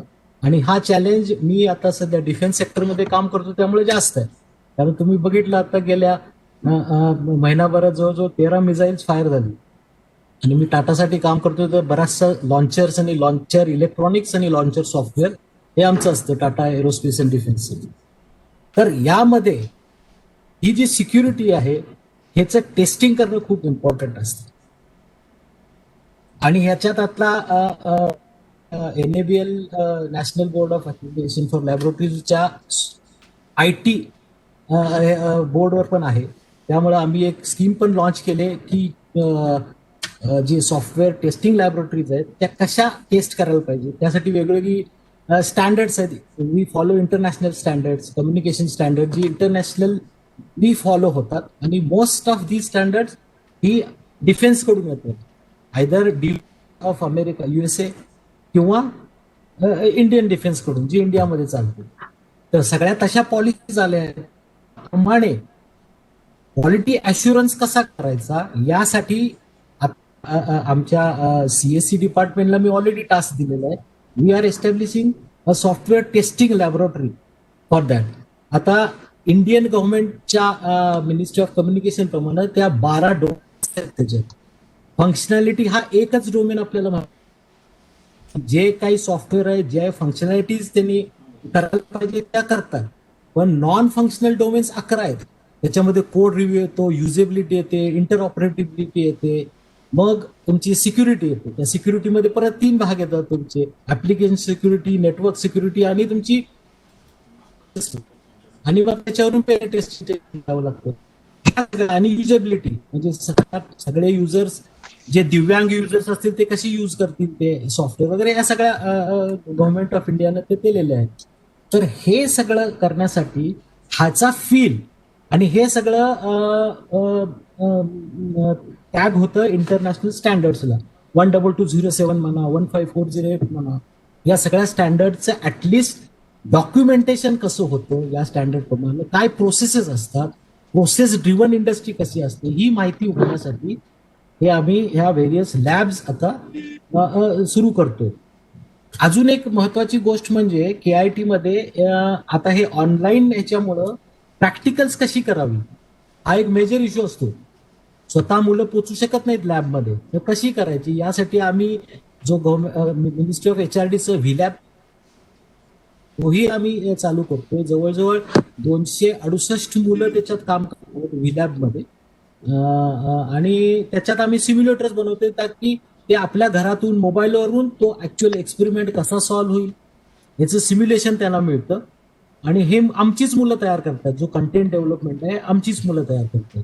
आणि त्यासाठी सुद्धा एक एक्सपेरिमेंट डेव्हलप करायचं म्हणजे ते आम्ही एक प्रोजेक्ट म्हणून घेतो, आणि ती प्रोजेक्टसाठी प्रोजेक्ट मॅनेजमेंट ॲज वेल ॲज प्रोजेक्ट डेव्हलपमेंट ही जी डॉक्युमेंटेशन इंडस्ट्रीमध्ये लागतं, इंडस्ट्री रेडी होण्यासाठी तुमचं SRS असू दे, SDD असू दे, STCRs असू दे, STC असू दे, हे सगळे त्यांना माहिती ही या स्वतः केलं मिळते. हे एक खूप मोठं चॅलेंज आहे ऑनलाईन याच्याप्रमाणे, आणि ते मला थोडंसं सांगायचं होतं. थँक्यू प्रमोद. संदीप सर, तुमच्या फील्डला सध्या काय अपॉर्च्युनिटीज आहे? एका मुलानं बायोटेक्नॉलॉजी इंजिनिअरिंग केलं तर त्यांना काय स्कोप आहे? ब्रीफ. स्पेसिफिकली जर माझ्या फील्डमध्ये म्हटलं तर 10 वर्षाचा काळ मी जेव्हा बायोटेक इंजिनियर झालो आणि आत्ताचा काळ, त्यामध्ये बराचसा फरक झालेला आहे, बराचसा significant difference I would say. त्यामध्ये बऱ्याचशा आजकाल कंपन्या बायोलॉजिकल फील्डमध्ये इन्व्हेस्ट करतात, किंवा बायोलॉजिकल डेव्हलपमेंट किंवा बायोसिमिलर प्रोडक्ट डेव्हलपमेंट. हा जो स्कोप वाढलेला हा खूप आहे. पण दुसरा एक त्याच बरोबर एक महत्वाचा मुद्दा जो असतो की प्रत्येकाला एक वाटते की मला सॅलरी चांगली पाहिजे. जर मी कम्पेअर केलं इन्फॉर्मेशन टेक्नॉलॉजी किंवा सॉफ्टवेअर इंडस्ट्रीबद्दल, तर बायोटेक फील्डला सॅलरी वाईज किंवा जे पे स्केल जे मिळालं पाहिजे ते मिळत नाही. जरी एफर्ट जरी सेम असले तरी तेवढं ते भेटत नाही. पण ज्यांना खरोखरच इंटरेस्ट आहे बायोलॉजिकल फील्डमध्ये, त्यांनी खरोखर हे फील्डमध्ये यावं, आपलं कॅलिबर दाखवावं, आपण काहीतरी करून दाखवावं, कारण की हे खरोखरच इंटरेस्टिंग फील्ड आहे. म्हणजे हे माझं पर्सनल मत आहे, कारण मला बायोलॉजी आवडायचं आणि त्यामुळे मी ह्या फील्डकडे वळलो आणि मी डिसिजन घेतलं की मला ह्या फील्डमध्येच राहायचं आहे. आणि जो आजचा माझा एक्सपिरियन्स आहे 10 वर्षापर्यंतचा, तो खरोखरच चांगला आहे आणि मला वाटतं की मी काहीतरी शिकलो, एक चांगलं काहीतरी करायचा प्रयत्न करतो. जर तुम्ही बघितलं आजकाल इंडियामध्ये तर बऱ्याचशा कंपन्यांची बायोटेकमध्ये इन्व्हेस्टमेंट वाढलेली आहे, बऱ्याचशा लोकांना आपण रिक्रुटमेंट चालू आहे. जर KITचं म्हणजे मी ऋतुपर्ण यांच्याशी असतो कॉन्टॅक्टमध्ये, त्यामुळे मला कळतं की किती मुलांना हे झालं, किती प्लेसमेंट झाली. तर प्लेसमेंट तुम्हाला काय वाटतं की कुठल्या फील्डमध्ये नोकऱ्या आहेत बायोटेक्नॉलॉजी इंजिनिअरिंग केलं तर, टू बी स्पेसिफिक? ओके, काय काय म्हणून काम करता येईल? तुम्हाला आता जसं मी सध्या क्वालिटी अश्युरन्स मध्ये काम करतो, हे एक स्पेसिफिक डिपार्टमेंट झालं. Biopharmaceutical industry is a major area नाव. So in that area you have various departments like quality assurance, quality control, research and development, किंवा जेव्हा दुसरे एक फील्ड म्हणता येईल जे थोडंसं IT शी रिलेटेड आहे, जे बायो इन्फॉर्मेटिक्स आहे, ते पण आता इंडियामध्ये खूप ग्रोईंग आहे. जे वेस्टर्न कंट्रीज मध्ये होतं ते आजकाल बरंचसं नॉलेज ट्रान्सफर इंडियामध्ये चालू आहे आणि त्यामध्ये बरीचशी ग्रोथ पण होत आहे. बरेचसे लोक आजकाल मेडिकल रायटर किंवा बऱ्याचशा कंपन्या आज ह्या याच्यासाठी खरोखर खूप रिक्रुटमेंट चालू आहे. मला वाटतं की हा एक ग्रोईंग ट्रेंड आहे बायोटेकचा. तो थोडा जरी स्लो जरी असला पण त्याची ग्रोथ थांबलेली नाही, ती वाढत आहे आणि ती वाढत राहील असं माझं मत आहे. Okay, thank you sir. Dadoti sir, तुम्ही तर 2002 मध्ये कलामांच्या कॉल नंतर कंपनी सुरू केली, पण आता ज्या मुलांना मेकॅनिकल प्रोडक्शन मध्ये करिअर करायचं आहे त्यांच्यासाठी आता कुठल्या संधी आहेत ओपन? नमस्कार. मेकॅनिकल मध्ये तर हे एक एव्हरग्रीन ब्रँच आहे. कुठं की नोकरीची संधी सगळ्यांनाच भेटते आणि एस्पेशली जे काही मेकॅनिकलमध्ये एस्पेशली त्यांनी जे काही थोडे इलेक्ट्रॉनिक्स शिकलेत, especially special courses mechanical engineering झाल्यावर जे काही CNC लाईनमध्ये आहेत किंवा CAD CAM केलेले आहेत, ॲडिटिव्ह मॅन्युफॅक्चरिंगचे काही एक स्पेशल 2-3 महिन्याचे कोर्स केलेले आहेत. मग नंतर आता डिफेन्समध्ये भरपूर ऑर्डर बुकिंग आहे सगळ्यांच्याकडे. आता टाटांचे कसे कर्नल प्रताप सिंग साहेब सांगितले, L&T, Tatas, Bharat electronics limited, BHEL, BEML, सगळे public sector units like HAL, त्यांच्याकडे आता HAL तर their order booking is more than 1 lakh crores. म्हणजे आपण इमॅजिन करू शकता की एवढी मोठी ऑर्डर एक्झिक्यूट करायला एस्पेशली डिफेन्समध्ये mechanical engineering is the very heart of that. Plus थोडं इलेक्ट्रॉनिक्स त्यांनी शिकलं की they are the evergreen, this is the branch. आणि जे काही मेकॅनिकलमधून बाहेर येतील मग ते नंतर स्पेशलायझेशन करतात की defence electronics, mechatronics, then computer software, then they go in CNC machining, quality assurance, structural engineering, then computer engineering, then they go in instrumentation with mechanical background, then controls engineering, closed loop systems. So mechanical with I think KIT madhe pan they have done a very nice thing. They have added lot of electronic subjects also in a mechanical branch madhe. So थोडं mechanical 60% आणि 40% electronics instrumentation हे काही जे KITचे syllabus आहे, मला वाटते की they can very good job. आणि ज्यांना कोणी सॉफ्टवेअरमध्ये न जाता लोकली राहायचं आहे कोल्हापूरमध्ये किंवा सांगलीमध्ये किंवा आपापल्या प्लेसमध्ये राहून काम करायचं आहे आणि स्वतःचा उद्योग करायचा आहे, त्यांना mechanical is the most easiest and fastest way to become an entrepreneur rather than all other branches. Okay, thank you sir. तुम्ही इंटरडिसिप्लिनरी ब्रांचेस आणि त्यांचा अभ्यास याबद्दल अधोरेखित केल्याबद्दल.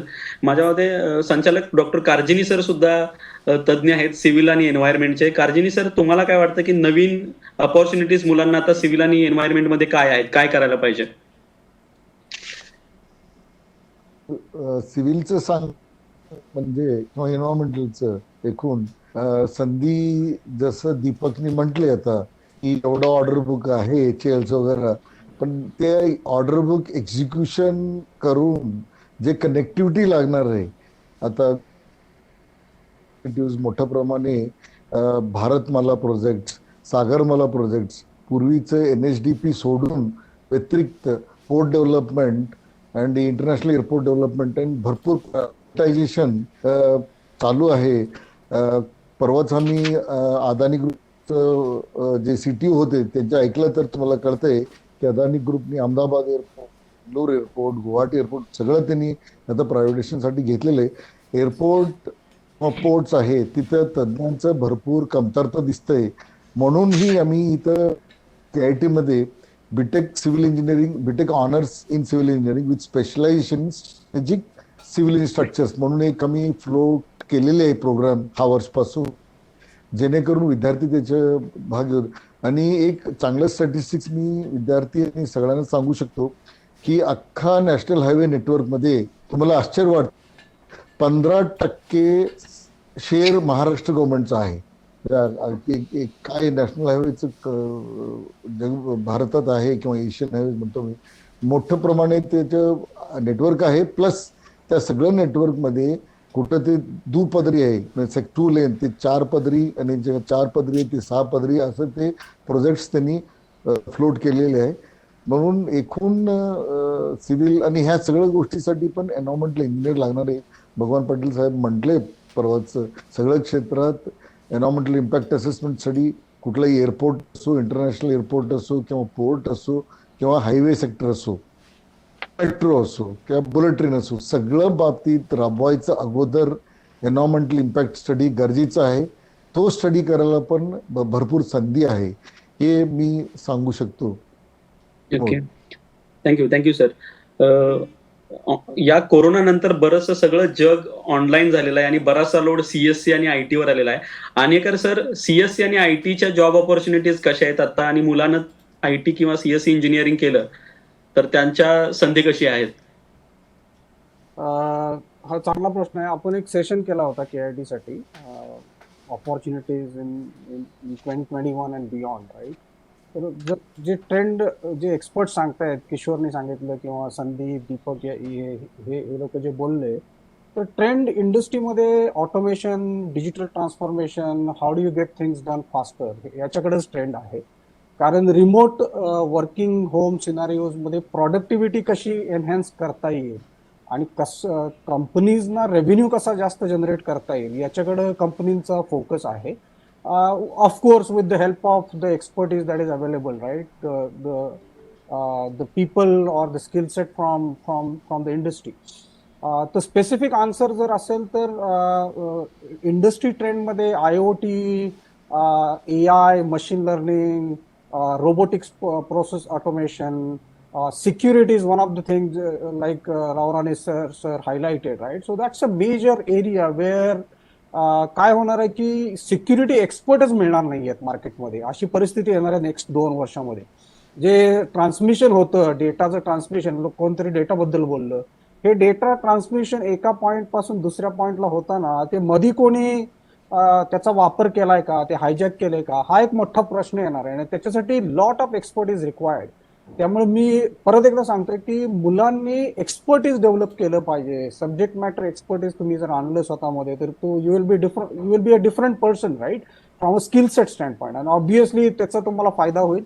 आणि AI, ML या गोष्टी आहेत की जसं माणूस विचार करतो तसं उद्या कम्प्युटरला कसं वापरता येईल हे AI आणि ML आहे, IoT आहे, क्लाउड कम्प्युटिंग आहे, एज कम्प्युटिंग आहे, सायबर सिक्युरिटी आहे. ह्या सगळ्या फील्ड्समध्ये जॉबची रिक्वायरमेंट वाढणार आहे.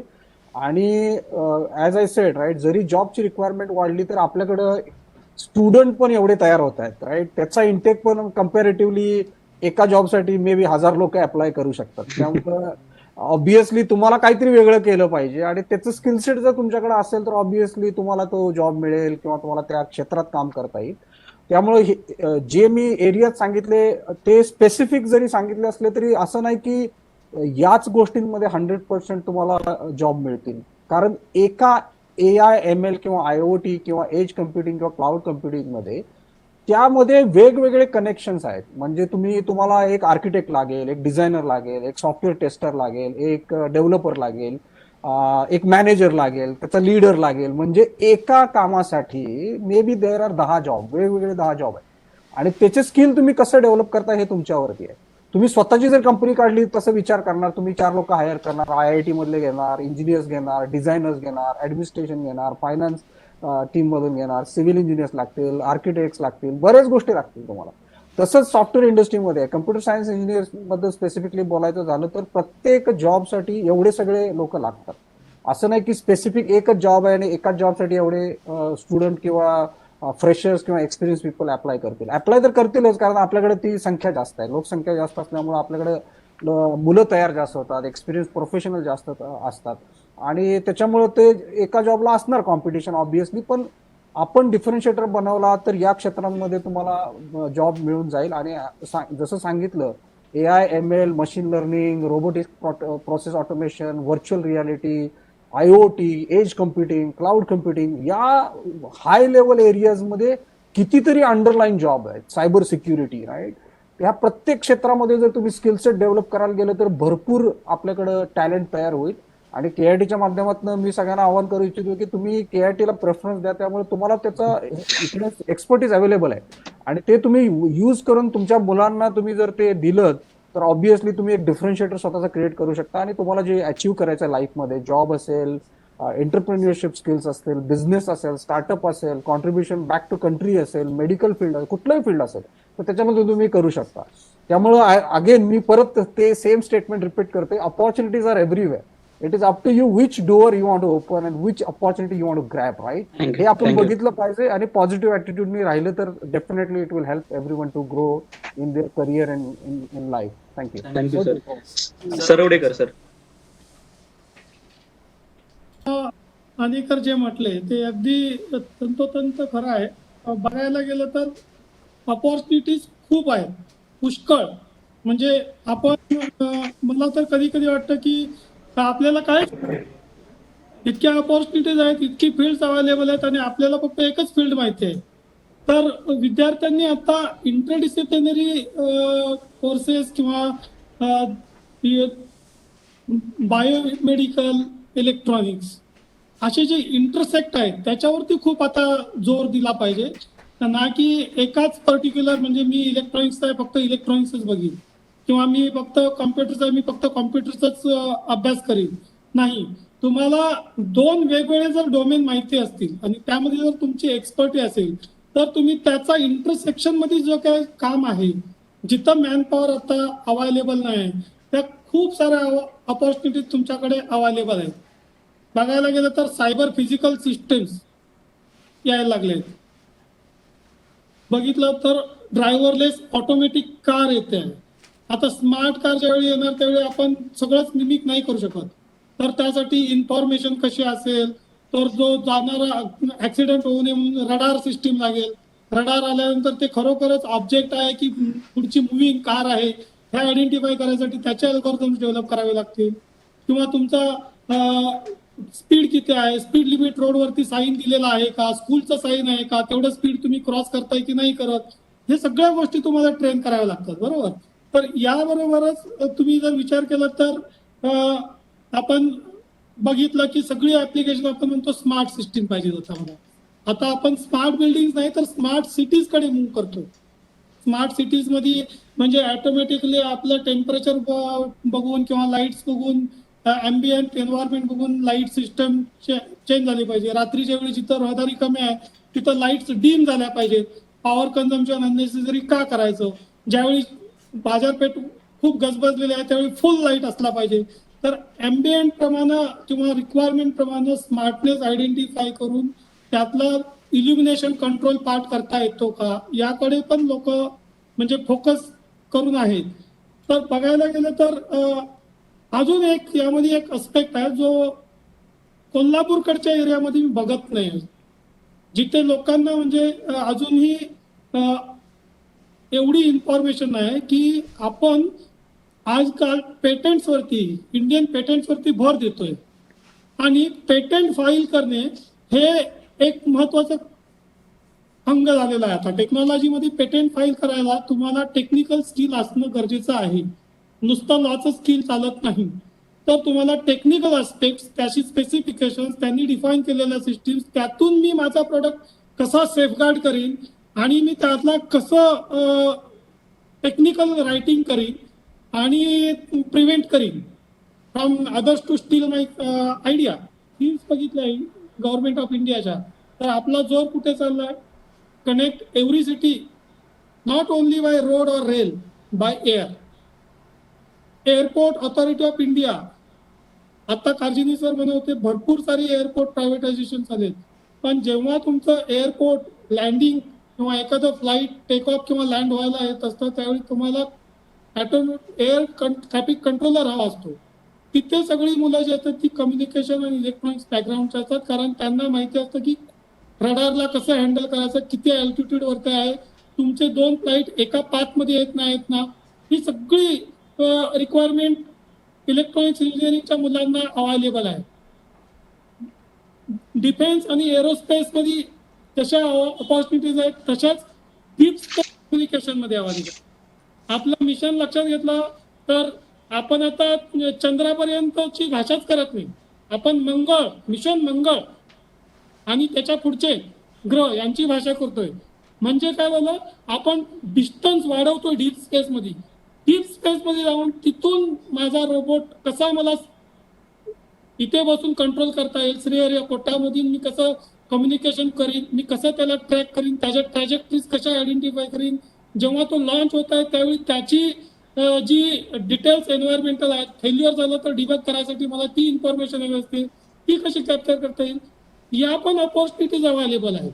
म्हणजे आपल्याला काय करायचं आहे तर आपल्याला बघावं लागेल की गव्हर्नमेंट ऑफ इंडिया कुठे फोकस करत आहे, आपली पुढची 10 वर्षाची प्लॅनिंग कुठे गव्हर्नमेंट ऑफ इंडियाची चालली आहे, त्या हिशोबाला इंडस्ट्रीज अलाईन होतात आणि इंडस्ट्री त्या साईडला अलाईन झाली की ऑपॉर्च्युनिटी तिकडे आहे, मग आपल्याला त्या ट्रॅकवरती जाणं गरजेचं असतं.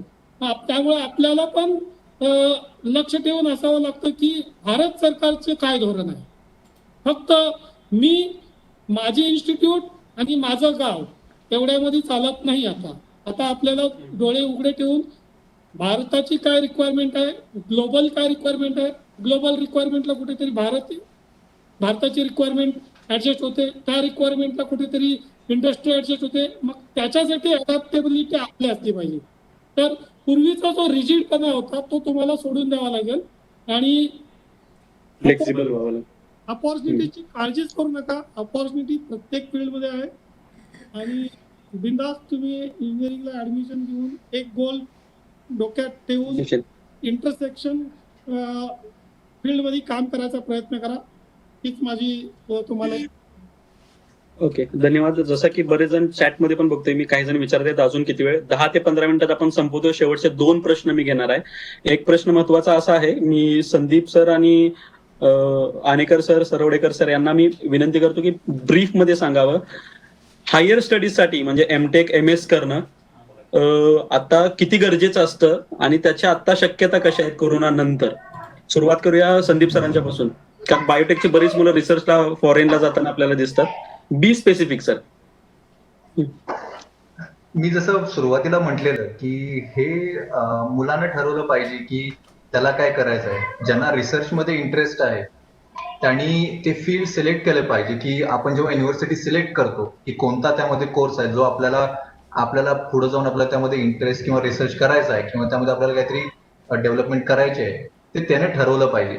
अपॉर्च्युनिटीज बऱ्याच असतात किंवा बऱ्याचशा युनिव्हर्सिटीज बरेचसे कोर्स ऑफर करतात. बऱ्याचशा युनिव्हर्सिटीचं इंडस्ट्री बरोबर कोलॅबोरेशन असतं, त्यामुळे तुम्हाला तो इंडस्ट्री टच पण मिळतो, कारण की ते इंडस्ट्रीसाठी काहीतरी सोल्युशन बनवत असतात. त्यामुळं फोकस हा आपला स्वतःवर पाहिजे, instead of focusing on the what universities are offering.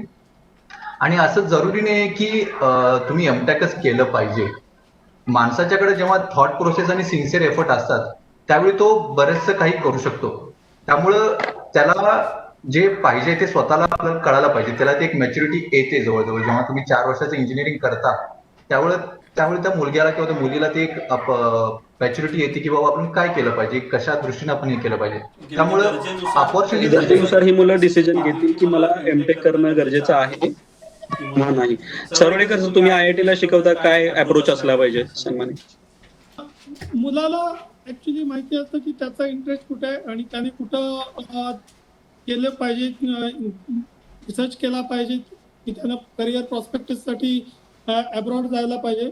जर तुमचे विचार असेल की अब्रॉडला जायचं आहे, तर पॅन्डेमिकच्या काळामध्ये आता मी कालच रिपोर्ट बघत होता, तर त्या रिपोर्टमध्ये दिलंय की ऑलमोस्ट 150 कंट्रीजमध्ये सध्या पॅन्डेमिकचं सगळं एज्युकेशन ऑनलाईन चाललेलं आहे.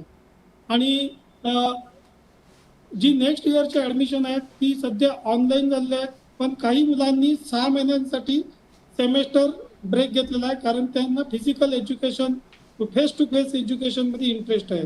तर त्यांच्यासारखी जी मुलं असतील, मी फक्त एकच म्हणून की ब्लाइंडली कुठल्याही युनिव्हर्सिटीमध्ये ऍडमिशन घेण्याऐवजी तुम्ही पहिला तुमचा इंटरेस्ट डिसाईड करा. तुम्ही तिथे कोण व्यक्ती आहे, कुठले प्रोफेसर त्या एरियामध्ये काम करतात त्याचा सर्च करा.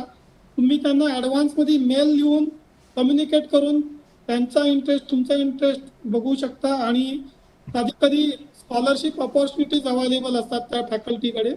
तशा अवेलेबल फॅकल्टीज तुम्ही जॉईन केलं तर तुमच्या करिअरला एक वेगळा शेप येतो. पण हेही तितकंच करा जे संदर्भ पण होता की सर्वांनाच बाहेर जाऊन सर्व ज्ञान होतं असं नाही. काही लोक भारतामध्ये राहून पण तेच डेव्हलप करतात जे फॉरेनमध्ये सिस्टम. Okay, thank you sir. सरांचं असं म्हणणं आहे की पहिल्यांदा ठरवा की तुम्हाला कुठले स्किल्स गरजेचे आहेत, ते स्किल्स कुठले PG प्रोग्राम तुम्हाला ऑफर करता आहेत, तिथल्या एक्सपर्टशी बोला आणि त्यानंतर युनिव्हर्सिटी आणि कोर्स बघून ऍडमिशन घ्या. आनेकर सर, तुम्ही सुद्धा परदेशात बऱ्याच ठिकाणी काम केलेलं आहे. किती मॅटर करतं PG करणं, एमटेक करणं, MS करणं? So thank you Pramod sir. So बाकीचे जे एक्सपर्ट जसे म्हटले, असं काय म्हणजे PG करणं किंवा हायर स्टडीज करणं हे this is not a criteria for selection into any job. म्हणजे असं काही नाही की तुम्ही एमटेक असाल तरच तुम्हाला एका जॉबला अप्लाय करता येईल. आय थिंक जसं किशोर सर म्हटले किंवा संदीप सर म्हटले, तसं तुम्ही तुमच्या आवडीनुसार तुम्हाला वाटतं की मला पुढे रिसर्च करायचं आहे किंवा पेटंट बद्दल कोणीतरी बोललं तर ते जर गोष्टी तुम्हाला करायच्या असतील आणि अजून ग्रो व्हायचं असेल तर तुम्हाला डेफिनेटली एमटेक, MBA, PhD या गोष्टी तुम्हाला हेल्प करतील. पण अशी काही बेसिक रिक्वायरमेंट नाहीये की जर एमटेक असेल मिनिमम, कोण असं कुठलीही कंपनी अशी ठेवत नाही, कुठली इंडस्ट्री असू दे, की ही बेसिक क्रायटेरिया हे तुमच्याकडे पाहिजे आणि मगच तुम्ही त्या जॉबला अप्लाय करू शकताय. तर माझं म्हणणं असं आहे की कुठल्याही कंपनीमध्ये कुठल्याही जॉबला अप्लाय करताना तुम्ही त्याचं एक्सपर्टीज डेव्हलप करा आणि ऑन टॉप ऑफ दॅट तुम्हाला जर एक्सटर्नल MBA करायचं असेल किंवा अजून काही ऑनलाईन, आता वर्ल्ड चाललंय ऑनलाईनकडे, तर त्याच्यामध्ये तुम्हाला जे काय ऍडिशनल करता येईल ते करा. मोस्ट ऑफ द टाइम मी जे बघितलंय, जे लिडरशिपमध्ये लोक असतात म्हणजे हायर लिडरशिपमध्ये जे डिसिजन मेकर्स असतात किंवा बिझनेस ड्रायव्हर्स असतात किंवा जे कंपनीला ए लेवल किंवा हायर लेवलला घेऊन जातात, तर ते लोक IIT, MBA, MTechs हे हायर स्टडीजवाले असतात. आणि त्यांचा जॉब असा असतो की मग हे डिफरन्स आहे की यू नीड टू अंडरस्टँड की हा डिफरन्स काय आहे. कारण त्यांनी तो एक्सपर्टीज डेव्हलप केलेला असतो, त्यांच्याकडे ते स्किल असतं आणि that is why they can lead the people. They are not managers. म्हणजे आपण जरी समजा BE केलं आणि IT मध्ये केलं किंवा कुठल्याही मध्ये केलं तर तुम्हाला जॉब मिळेल, तुम्ही ग्रो व्हाल. तुमचं जे ग्रोथ रेट आहे तो थोडासा स्लो डाऊन होण्याची शक्यता असतो, पण असं काही लिमिटेशन नाहीये. काही लोक असे आहेत की डिप्लोमा झालेले आहेत आणि they are still running the company, they are leading bigger companies and earning more money for their own business or for the company that they work for, right. त्यामुळं आन्सर जर शॉर्ट मध्ये सांगायचं असेल तर MTech असं काही criteria नाहीये. It is up to your interest. You can invest your time to learn and develop that and maybe contribute back, right. But as I said, basic thing, job in any job, right, it is not a requirement, so it is your choice. You decide if you're interested, go for higher studies and MBAs and whatever you want to do. Okay, thank you sir. कार्यक्रमाचा माझ्या कडूच्या शेवटच्या प्रश्नाकडे वळतोय मी. प्रत्येक एक्सपर्टला मी प्रश्न विचारणार आहे, फक्त एका ओळीत एका शब्दात उत्तर अपेक्षित आहे. बऱ्याच वेळा आपण म्हणतो की तरुण पिढीनं हे करायला पाहिजे तरच हे कंपनीसाठी सुटेबल आहेत. बऱ्याच वेळा आपल्यापैकी काही जण अभियंते आहात. 4 वर्षामध्ये विद्यार्थ्यांनी कुठल्या गोष्टीवरती सगळ्यात महत्वाचं म्हणजे लक्ष केंद्रित केलं पाहिजे आणि त्याला जॉब मिळवण्यासाठी किंवा प्रोफेशनल वर्ल्ड मध्ये टिकण्यासाठी ती गोष्ट खूप फायद्याची आहे. प्रत्येकाला वन बाय वन विचारीन मी. एका ओळीत पहिल्यांदा दीपक दडोजी सर, तुम्ही कंपनीमध्ये मुलगा घेताना कुठला गुण बघता त्याच्यामध्ये आणि 4 वर्षामध्ये कुठला स्किल डेव्हलप केलं पाहिजे?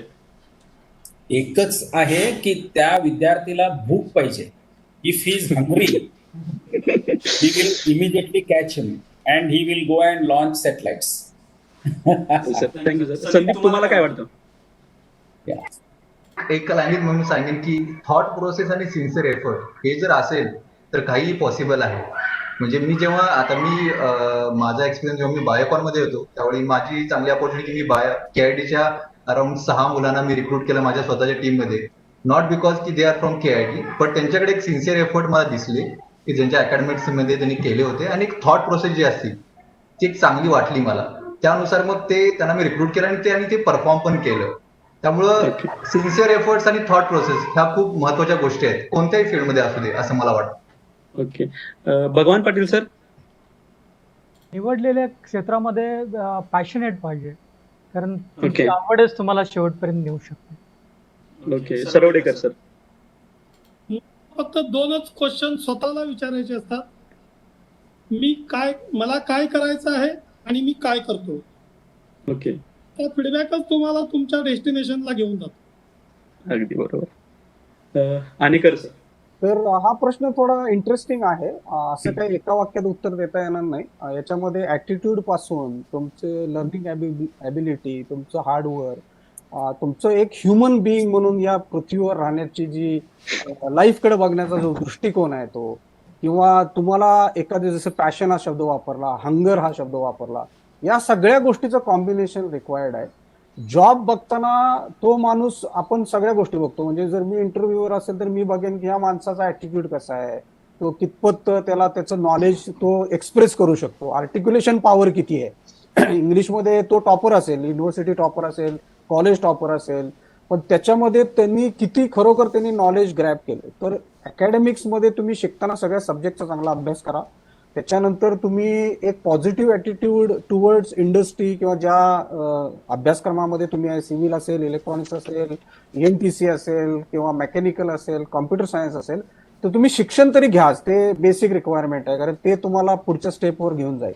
पण त्याच्यानंतर तुम्ही साईड बाय साईड अजून काय कॉन्ट्रीब्युशन करू शकता. म्हणजे समाजासाठी समजा तुम्ही स्वतःच्या कॉलेजसाठी काहीतरी बनवलं किंवा एखाद्या शेतकऱ्याला मदत केली, right, through use of technology, what I am saying. असं नाही की कशाच्या स्वरूपात, पण असं काहीतरी विचार करा की you can empower the people on the planet, right, त्यांना टू अचीव्ह मोर. हे आमच्या कंपनीच्या CEO सत्या नाडेलांचं हे वाक्य आहे, empower every person on the planet to achieve more, right. म्हणजे आपण असं कॉन्ट्रीब्यूट केलं पाहिजे की आपण जे शिकतो त्याच्यातून दुसऱ्या माणसाला सक्सेसफुल कसं बनवता येईल, एक ह्युमॅनिटीज अँगल त्याच्यामध्ये कसा कसा आणता येईल, हे सगळं जर तुम्ही डेव्हलप करत गेला, ते काय एका दिवसात नाही येणार. कोणी सांगितलं तर हा काय सांगतोय असं म्हणतील लोक, पण बऱ्यापैकी जर तुम्ही तो ऍटिट्यूड डेव्हलप केला आणि त्या दृष्टीने प्रयत्न केले तर obviously over a period of time जसा अनुभव वाढत जाईल तसं तुम्ही सक्सेसफुल व्हाल. म्हणून मी म्हटलं एका वाक्यात उत्तर देणं शक्य नाही, पण I tried my best. Thank you sir. Useful. Okay, Rao Rane साहेब. Rao Rane sir used to be topper in his Indian military academy all. Sir तुम्हाला काय वाटतंय, काय डेव्हलप केलं पाहिजे स्टुडंटनी 4 वर्षामध्ये? त्या प्रश्नाचं उत्तर देण्याआधी मला 2 इन्फॉर्मेशन द्यायच्या होत्या. हा पॉइंट कुठे टच नाही मध्ये आपण या वर्षापासून AR/VR लॅब आणि त्याचे कंटेंट डेव्हलपमेंट सुरू केलेली आहे. ही खूप इम्पॉर्टंट गोष्ट आहे, ही आपल्याकडून मिस झाली. आणि दुसरं म्हणजे आपल्याला NCC सँक्शन झालेली आहे. वेस्टर्न महाराष्ट्रातलं पहिलं इंजिनिअरिंग कॉलेज आहे की जिथे NCC आहे. जसं आपलं संदीप पाटील सर कोणीतरी म्हटलं होतं, देर आर 2 अपॉर्च्युनिटीज, इंडस्ट्री आणि रिसर्च. तर ही तिसरी अपॉर्च्युनिटी आहे डिफेन्स. त्या दृष्टिकोनातनं जे सगळीकडे इंजिनियर्स लागतात आता डिफेन्समध्ये. मी पण स्वतः MTech आहे सिम्युलेशन मध्ये, पण मी पण डिफेन्स मध्येच आहे. तर हे जे आहे त्याची एक ग्लिम्स मिळण्यासाठी आपण NCC ही आपल्याला सँक्शन मिळालेली आहे. खूप डिफिकल्ट असते NCC सँक्शन होणं इंजिनिअरिंग कॉलेजला, पण ती आपल्याला मिळालेली आहे या वर्षापासून. आणि दुसरी VR आणि AR कंटेंट लॅब आपण ऑलरेडी एस्टॅब्लिश केली. आता एका वाक्यात जे रिस्ट्रिक्शन दिलेलं आहे, माझ्या दृष्टीनं फर्स्ट म्हणजे डिसिप्लिन पाहिजे, दुसरं डेडिकेशन पाहिजे आणि तिसरं पॅशन पाहिजे. मग कुठलीही गोष्ट अशक्य नाही. समज. धन्यवाद सर. आणि सरांनी उल्लेख केला की VR आणि AR लॅब, आणि सर स्वतः कर्नल रिटायर्ड असल्यामुळे सरांनी प्रचंड कष्ट घेतले KIT ला या लॅब उभा करण्यामध्ये आणि महत्वाचं म्हणजे NCC मिळवून देण्यामध्ये. सर तुमचंही खूप धन्यवाद आणि अभिनंदन या गोष्टीसाठी. कार्जिनी सर, तुम्हाला काय वाटतं, एका वाक्यामध्ये 4 वर्षामध्ये तुम्ही प्राचार्य संचालक म्हणून सगळ्या मुलांना वाढताना बघता, तुम्हाला काय वाटतं की अरे ही गोष्ट पाहिजे मुलांच्या मध्ये महत्वाचं म्हणजे? प्रमोद, हे अवघड क्वेश्चन आहे. जसं आपलं गणेश ठाणेकरांनी म्हटले, पण माझं 37 वर्षाचा अनुभव आहे. ज्या ज्या मुलांचं सक्सेस बघून मी एका वाक्यात मी एका वळीत सांगायचं म्हणजे spirit of enquiry. Spirit of enquiry ज्यांनी रक्तात हे आहे ते मुलगा 100% हे सगळं जे मंडळी म्हटली, पॅशन पाहिजे, डेडिकेशन पाहिजे, डिवोशन पाहिजे, IQ पाहिजे, सगळं हे सगळं आपोआप येतात. तो मुलं त्या दृष्टिकोनातून ऍडमिशन घ्यायला पाहिजे. आणि Y I have taken admission, why this is being टॉट, असं एक ते स्पिरिट, एन्क्वायरीचं स्पिरिट घेऊन पुढे गेलं तर 100% तो सक्सेसफुल प्रोफेशनल स्वतः घडतील आणि देशाला पण त्याची मदत मिळते. Okay, thank you sir. Pramod sir, तुम्ही परवानगी दिली तर मी एक लाईन बोलू शकतो त्याच्यामध्ये? Yes sir. Hard work, only and only hard work पाहिजे. आणि 4 वर्ष रडायला पाहिजे मुलगा, आणि 40-50 वर्ष सुखाने जगायला पाहिजे. ते माझं. धन्यवाद सर. प्रचंड कष्ट ही यशाची गुरुकिल्ली आहे.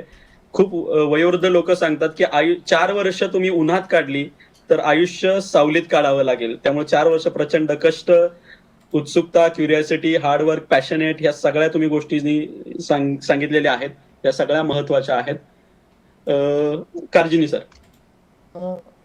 पहिल्यांदा मी आभार मानतो. तुम्ही सगळं पेशन्सली हे 2 तासाचं कार्यक्रम संपत आलेली आहे. सुरुवाती भरत पाटील सर, आमचं चेअरमन KITचं विजन मिशन बद्दल मांडली, आणि त्या विजन मिशन त्यांनी हातात घेऊन जे आपलं वरिष्ठ ट्रस्टीज होते त्यांचे फर्स्ट जनरेशन, आता ती दुसरं जनरेशन पुढे घेऊन चाललेले आहे, त्याच्याबद्दल त्यांनी सांगितले. आणि त्या पद्धतीचं सगळ्यांनी आता झालेले, कारण ते गणेश ठाणेकर म्हणा किंवा किशोर सारोडेकर म्हणा, ते आपला अलुमनी आहे. आणि this is itself is a validation for our vision and mission. नंतर mister Ganesh Thanekar from Microsoft Pune, किंवा किशोर सारोडेकर, तो अकॅडमिक्समधून आहे, प्रेस्टिजियस IIT BHU वाराणसी मध्ये प्रोफेसर आहेत. आणि दीपक दडुती स्वतःला एक एंटरप्रेन्योर आहे, सक्सेसफुल एंटरप्रेन्योर, डिफेन्सला काम करते, आणि बोईंगला पण त्यांनी काम करतात. यंग तरुणाई हा माझा पूर्वी विद्यार्थी आहे बेळगावहून ते. आणि संदीप मोरे जे सिनियर मॅनेजर और प्राऊड अल्युमनस, जे आता अहमदाबादमध्ये क्वालिटी अश्युरन्स इंटास फार्मामध्ये काम करते.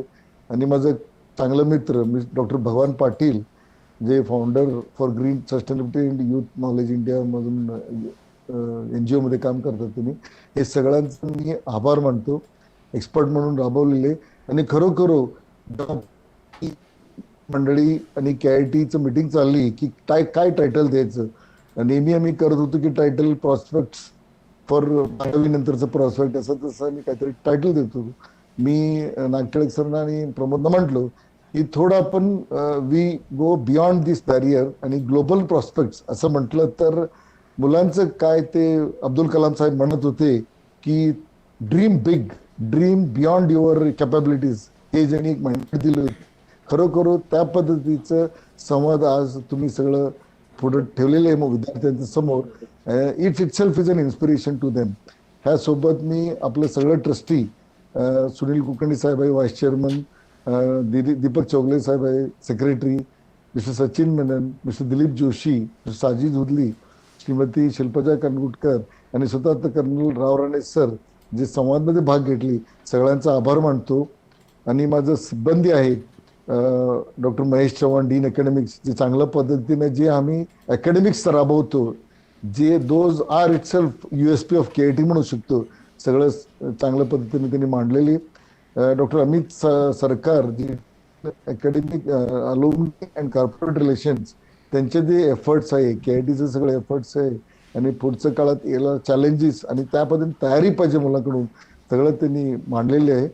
बरंच माझं सिब्बंदी आहे, उदय भापकर सर मेकॅनिकल डिपार्टमेंटचे HOD आहे, मोहन चव्हाण HOD सिव्हिलचं आहे, डॉक्टर ममता कलश मॅडम जे CSCचे HOD आहे, doctor Akshay Thorwat civil and एन्व्हायरमेंटलचे HOD आहे, mister Atul Ningwekar head ETC डिपार्टमेंटचं आहे, mister Rituparna Karkare head biotech डिपार्टमेंटचं आहे, Shrimati Priyanka Kulkarni madam head electrical डिपार्टमेंटचं आहे, डॉक्टर दत्तात्रय साठे जे हेड बेसिक सायन्स डिपार्टमेंटचं आहे, आणि समीर नागटिळक जो कोऑर्डिनेटर आहे हे सगळं बाबतीत ते कार्यक्रम राबवलेले.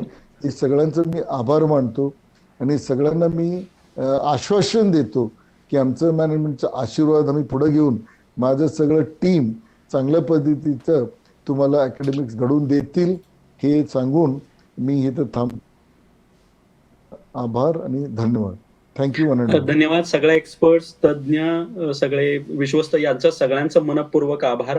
हा सगळा कार्यक्रम ऑनलाईन करणं एक दिव्य होतं की कसं सगळं जुळवून आणायचं. बरीचशी एक्सपर्ट्स मंडळी, तर आमच्या ट्रस्टींच्या मार्गदर्शनाखाली भरत पाटील साहेब, राव राणे साहेब, व्हाईस चेअरमन कुलकर्णी साहेब, चौगले साहेब यांच्या मार्गदर्शनाखाली हा यशस्वी झाला. तुमची साथ, तुमची मदत, तुमचं सहकार्य KITला असंच लाभू दे. अधिकाधिक गुणवत्तापूर्ण आणि कौशल्याधिष्ठित अभियंते समाजाला देण्याचा आमचा प्रयत्न होता, आहे आणि राहील. आणि त्याच स्वप्नांनी फाउंडर ट्रस्टीजनी सुरू केलेलं KIT आज सेवेमध्ये 37 वर्षांपासून आहे.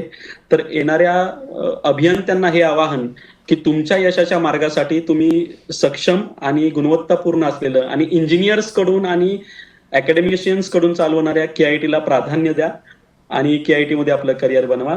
Be proud, be a KIT. Thank you so much. धन्यवाद.